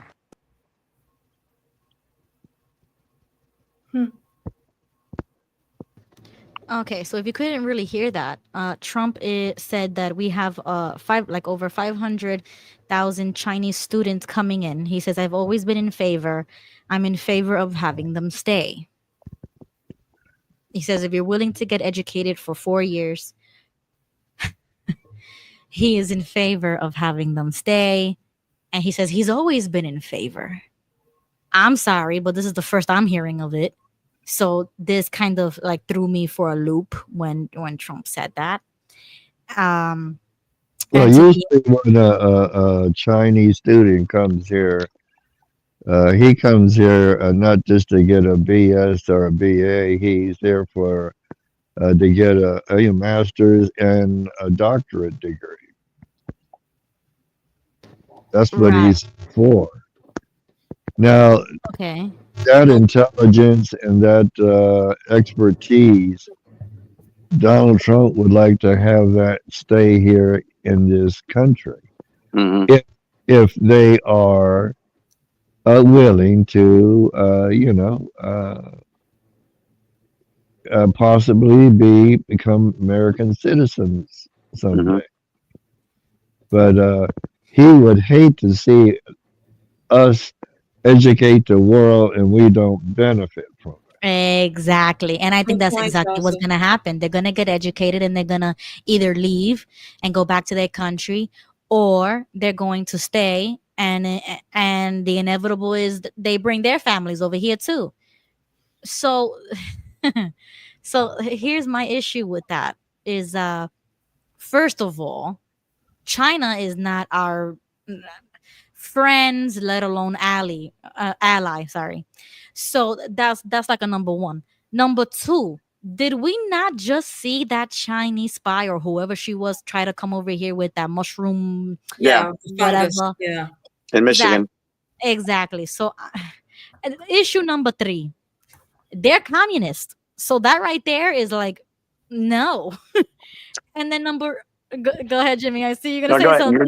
Go ahead with number 4. Go ahead. Remember your numbers too, because I got counterpoints for Are you. you quizzing us? Oh my God, my head hurts so much. I'm so sorry, Ruby. Okay, I'll try not to laugh. Oh, okay. What was your number 4? Yeah, what was my number 4? I don't know. Oh, number 4, 500,000. Just think about that. 500,000. That's 500,000. Yeah. 500,000 of those proposed students. That would take away 500,000 opportunities for American students if it would be taken, because it is now being given or taken by a Chinese student. So that right there, it goes against America First values. And then my number 5 would be that's an easy access to residency, because they're going to come over here with a student visa or whatever, and then they're going to become residents, and then in the future become citizens. That's not what we wanted. That's not why, like the America First agenda was complete deportations. Like, and again, I do know that that's more for illegals, but y'all already know how I feel. I really don't care if you legal or illegal. My thing is that you are taking opportunities away from American young people, American students. That's 500,000 seats that you're taking away from Americans. So there you go. Those are my 5 points. Go ahead, Jimmy. Okay, so I want to say this. You're gonna hate my comment. actually, Gigi, go ahead. Go ahead, then I'll give you mine. I worked in an international company. I'm sorry. A lot of American, and please don't hate me for this one. A lot of Americans are stupid, and the Asian population, as we well know, are highly intelligent, and if there's certain positions that they can fill, because we have a lot of dummies in this country, and we imported a lot of Asians and people from India because they had the know-how, the knowledge, and the smarts to help the international company I worked for. It was a government company, by the way. So I think Trump is looking at the business aspect of this and Of course. making it prosperous for our country. Let's face it, there's a lot of Asian. They're way ahead of American children. We all know that's a fact that's been true for years. And I'm not putting down the American children, but it's true. I have dumb grandchildren. So. This is why we call the show the Unrelenting Political Corner, because Gigi, as you know, unpopular as that comment would have been for some, she nailed it right on the head. That is the case. But we're also a product. The intellectual or unintellectual Americans we have is a product of their system. They wanted to dumb us down anyway. Well, they did. Yeah, exactly. It's manufactured. So there's that. All right. That's been happening since the mid '60s. The education system. Oh yeah, absolutely. Each year has been lowered. The standard's been lowered, and then you have the teachers union. It became more socialistic and in changing the way they teach. Oh yeah, and it's dumbed down the kids today. The kids today. It has. It really has. You know, a lot of them don't even know how to read. Did you ever watch Jay Leno's Jaywalkers? All the college students you'd ask. Yes, we've seen that. Hang on, before we get off track, let me talk about what Ruby said about this whole Chinese thing. Yes. So, knowing Ruby's stance of zero immigration, I can see where she's coming from. I can see that. Okay, and I can respect that. In my view, I'm kind of with Joseph and Gigi on the fact that if we are educating people from another country, not just China, you know, there's also people from other countries here. If they're willing to be educated here and they are upstanding individuals, because not all Chinese people that are in the institutions are communist puppets of the CCP. All right. There is some here. I'm not going to lie. That's why Trump said, well, some may need to be watched, or whatever he said to that effect. That's what he was talking about there, that we need to watch and see which ones may be the sleepers, like Joseph referred to, because we do know that that does exist. Outside of those people, if you are a legit good person and you want to be educated in this country to be prosperous in this country, or open up a doctor's office or become whatever, then you should, I do believe, have the ability to have a right to citizenship if you do it legally, if that's what you want to do, and become a legal immigrant to this country.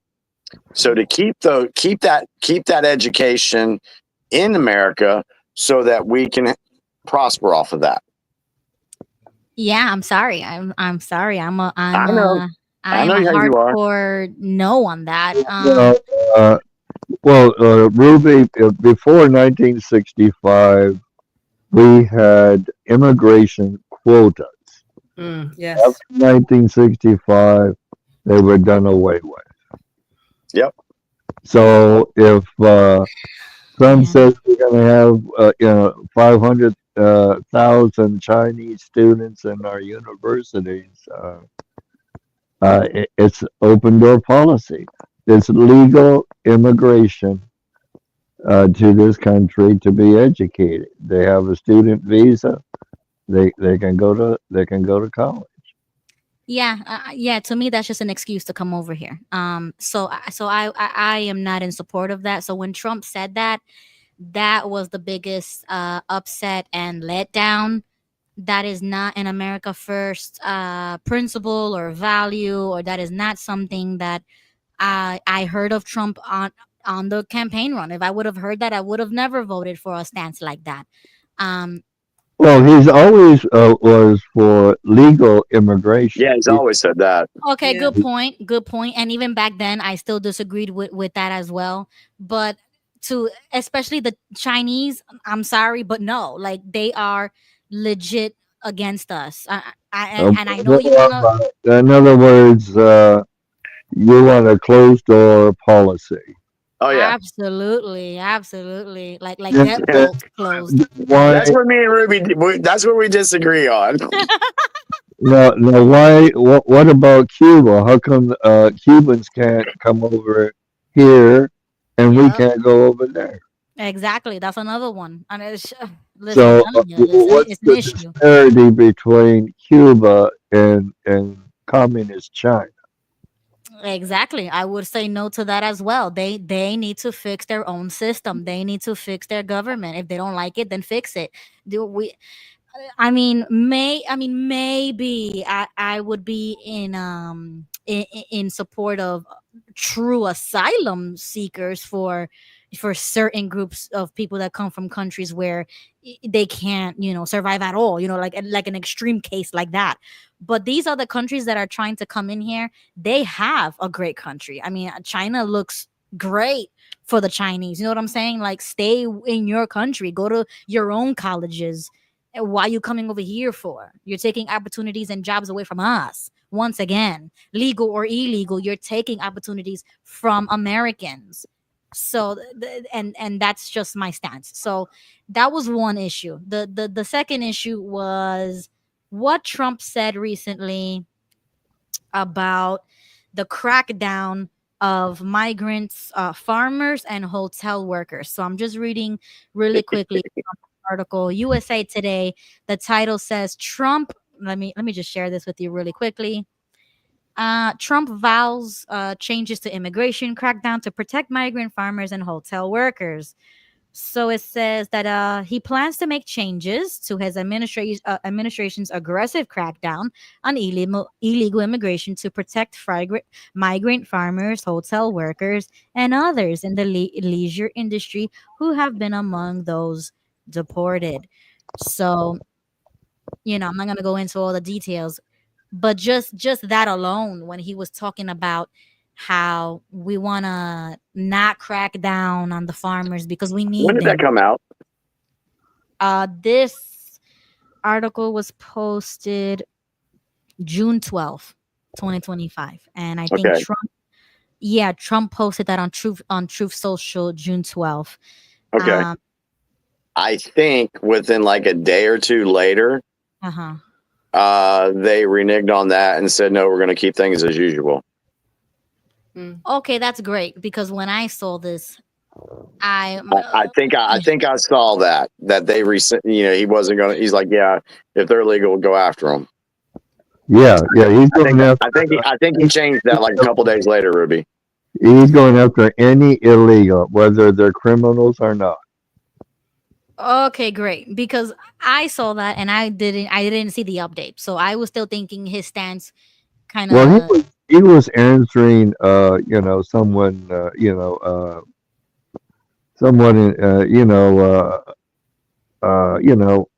somebody in the news. Right. So he was just being interviewed, and he probably misspoke, and they took it to another level. Well, But yeah, it was something that he posted on Truth Social. So Well, he that wanted it to. He didn't want to hurt the farmers who use Mexican labor. Mm-hmm. and he was. Why don't they have some type of legislation where they could come and work here legally for like the season, and they go back home, and then they could come back again, renew that work visa, and that way Yeah. the farmers will not be hurt. They can have the same workers all the time who know the operation, who know the farmer, and he knows them on a personal basis. I mean, yeah, that's a no go for me too. I'm completely against any ideas or solutions when it comes to something like this. So when I saw Trump say that, that was like the last straw. Hey, It was Ruby, just too much. Yeah. Ruby, if I ever ran for president, I'm going to put you in charge of the border. And then I ain't got to worry about nothing. Everyone will be thrown Well, out. all these people on welfare, do you think they would do this work that the Mexicans are doing? Oh, God, Yes. no. What? They're no. What he said. Do you think a lot of these people that are on welfare or whatever would do the work that these migrants are Yes. doing? The answer is no. I've seen Yes. too many videos out there where people are like, "That's not my job. I ain't doing that." Oh my God. No, Yeah. I get that, but if you don't want to have the job that the government gives you because you're on welfare, then you get taken off welfare. It's very simple. Yeah. Well, I mean, And welfare should be only given to American that's what's in citizens. the big beautiful bill is to get these people to work. yeah, because there's people No, out yeah. there abusing the system. And they talk about no kings. Well, you just made the government your king because they tell you how much money they're going to give you. They tell you where you can live. They tell you what kind of cheese you can buy. You know, Okay, you're but that's the already difference though. If you're gonna go on welfare, if you're going to make use of this, then you have to follow the rules. That's yes, how it I works. agree, but there's people abusing that system. There always has been. Yes, Yeah, And for decades. For uh, decades, yes, the yes. same family for decades. The whole the whole generation of family has been on welfare. yeah, exactly. The reforms do need to happen, but even in the welfare system, and that's a state's issue. Why are they giving it to non-citizens? That's another problem. So the resources are being Well, that's exhausted. the Biden administration did that. Yeah. Yeah, Uh, yeah, but it's a state's thing. It's a state's issue. They Yes, it they is. they should control that. They should, but they don't because they're not part of that. They don't want that to happen, Ruby. Exactly. So the system is very, very broken. And that's what I'm saying. It should only be for American citizens. And if we start Correct. focusing on that, then we could figure out other issues. But right now it is not set up for the American to take advantage of or to use or whatever. So right now we're just bleeding. You know what I'm saying? We're just bleeding Yep. resources right now. Just want to welcome really quickly Linda James to the stage. I want to give her at least a 3-minute comment, and then I'm going to start wrapping stuff up. Okay. So go ahead, Hello. Linda. So I just want to touch on a few things that you were talking about, Ruby. You were talking about America first, and we need to get our stuff taken care of before we assist other countries. And I just wanted to let you know that from what I've come to know, we have certain allies that if we help them, it makes it to where people that we don't want to get closer to us, it helps us too, so they don't get closer to finally take over parts of America. Like that's kind of part of, like with Ukraine, stuff like that. So it's kind of a protection for us as well. And everybody on this panel, I mean, we all have immigration roots. I mean, that's what our ancestry is. We're here because somebody in our ancestry, unless we're Native America, came here from elsewhere. So I like to have room for that. You know, that's just the way I think. And I don't remember the other one. I don't know. I don't remember it. I'm sorry. Yeah, those 2 points for now. Okay.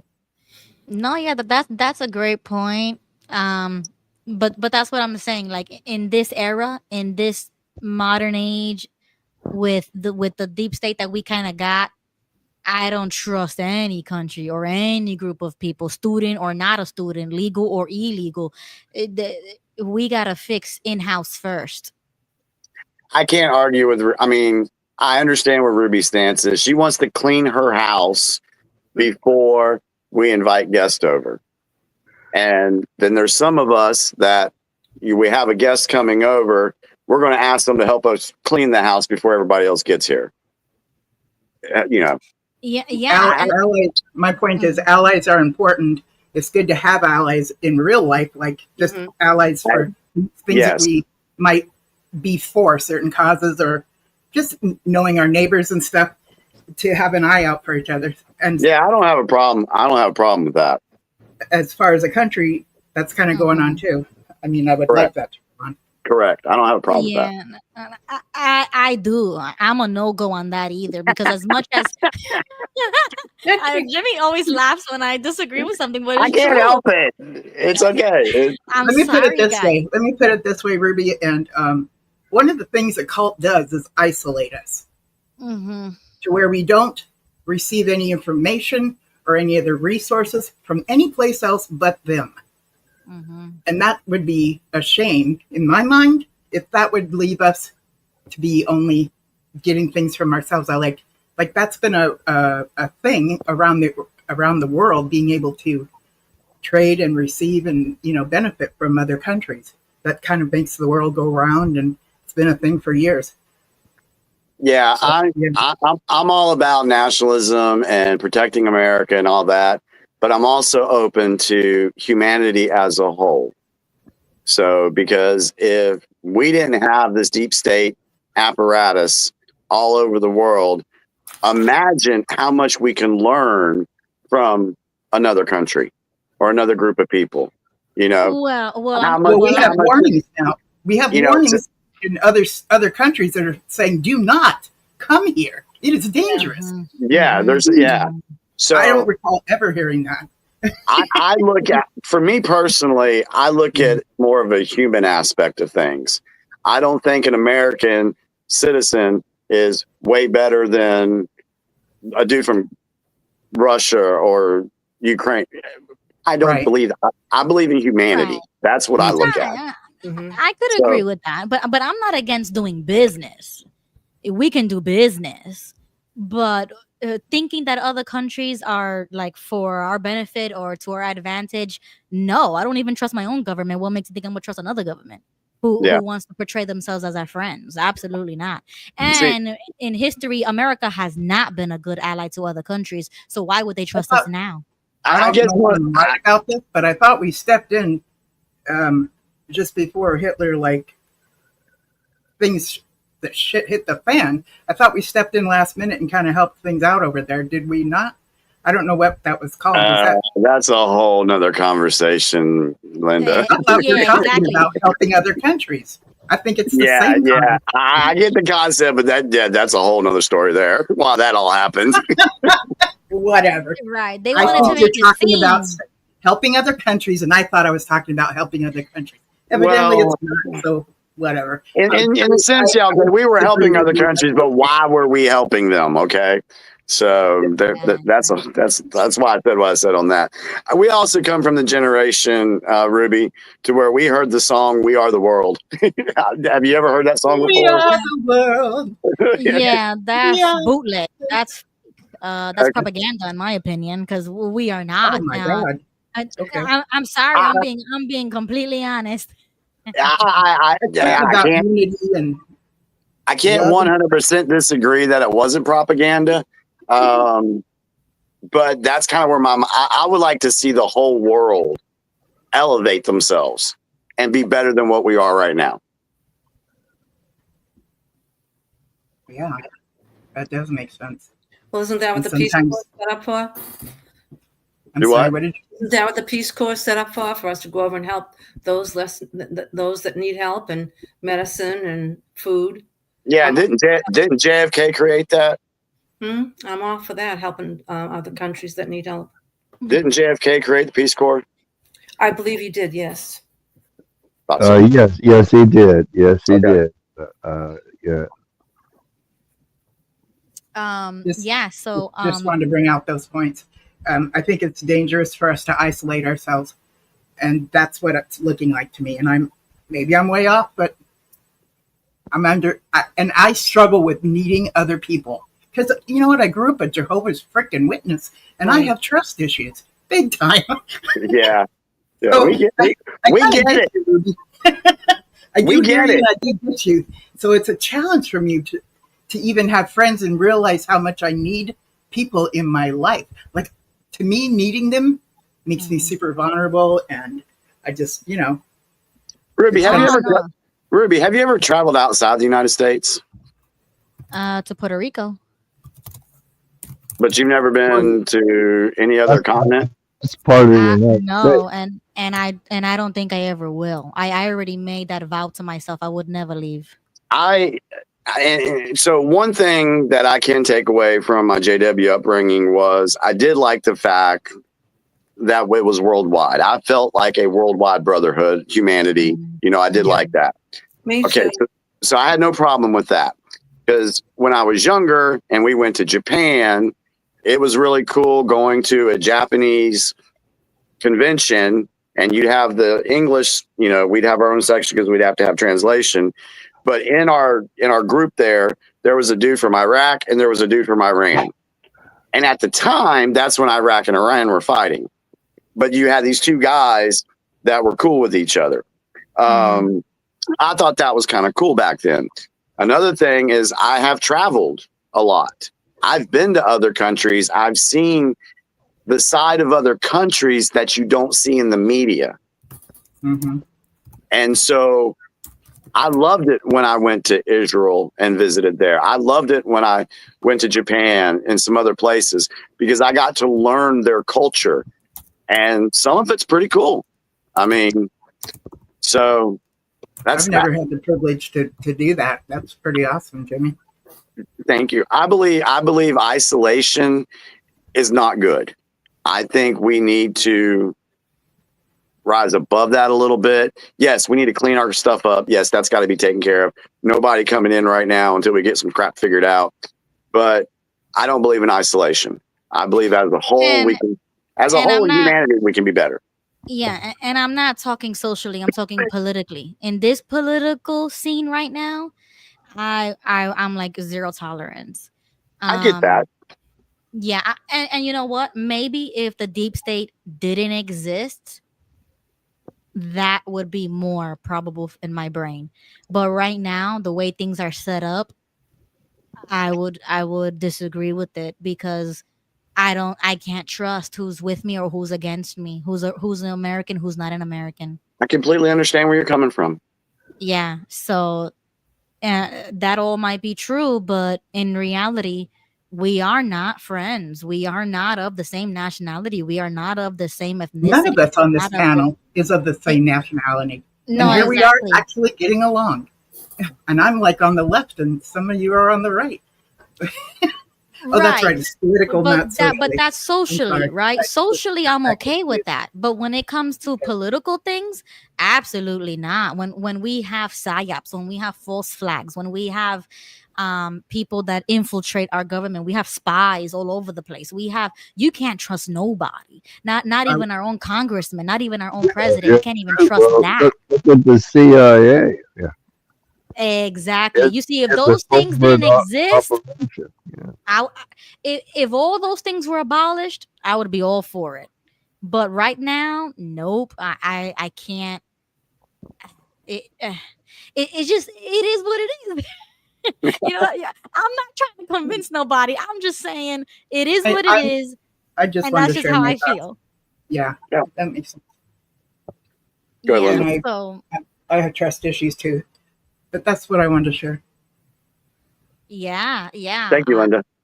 Yeah, Sure. thank you. Thank you for joining, to Linda, to Gigi, to Joseph, to You're welcome. Thank you. Gilbert, and to Jassy, for joining. And I see all of your comments, but I have a real bad migraine, and it's raining cats and dogs outside right now, so I feel nauseous. Like the migraine is making me want to throw up. But I'm gonna You go might lay have your down. electrolytes off. Like you might want to drink something with electrolytes, because if you've been drinking diuretics, anything with caffeine, you might have lost your electrolytes and you might need to replace them. Yeah. Oh That might yeah. help with your She's headache. correct. You're correct, Linda. Yeah. Oh, good point. Good point. Yeah, I feel sick, like dizzy, like I That's feel I that's don't the feel good mother at in all. me. Don't and do you can't- Gatorade. Don't do Gatorade. Why? I just drank some yesterday. Gatorade is bad for you. Why? Really? Yes, go look it up, y'all. It's bad for you. I used to drink Gatorade all the time until I've learned about Gatorade, and now I order from Ultima, ULTIMA. I order my hydration drinks from that company, and actually But what can I get at the corner store? Do they sell it Yeah. at the corner store? Vitamin C Go- packets. go Those look emergency C go packets look for have electrolytes in them. Well, What make is sure it, that make sure it's real vitamin C pack. Make sure it's real vitamin C, not the fake crap. I use generic all the time, but okay. Yeah, but in the it replaces your electrolytes. I'll be quiet. in the grocery store, you just ask the clerk, "Hey, where are the packets for the hydration stuff me I can write put in my this down. bottled water?" So you can go to that section, and you got to look for the ones that don't have any sugar in it. Okay. Okay, yeah, because I drank a Red Bull and I know that has a lot of caffeine Well, in don't it. Oh my drink God, those. those are horrible for you, Ruby. Don't think those, please. I know. I get All to right. do it easy because I'm a diabetic. What was that again, Jimmy? Ultima, ULTIMA. Great stuff. I. All right, I'm gonna have to see. Okay. If maybe the rain dies down, I might Maybe go out. even if you have Pedialyte What at is- the house, maybe. There's For that kids? too. Okay, Yeah. I'll see if I could get that. All right, guys. So I'm Good gonna go night, rest. everybody. Good And night. Thank you. Yeah, thank you so much, everybody, for joining. See you You too. guys. See y'all next week, everybody. Yeah, too. next Tuesday, 9 p.m. There was a lot of stuff that we didn't talk about tonight. Yep. So we need to bring up a lot of more. There'll be more information. next week. Yeah, definitely. All right, And maybe- bye, guys. Bye, everybody. Trump, yeah, okay, bury him a legend, yeah, Trump, hey, okay, America's biggest blessing, free speech advocate, packing, never lacking it, I just bought another gun and ain't nobody taking it, gang, okay, the White House going crazy now, MAGA season, tell them liberals they can't break us down, it's up, they know we run it, best believe it now, about to paint the city red, please don't burn it down.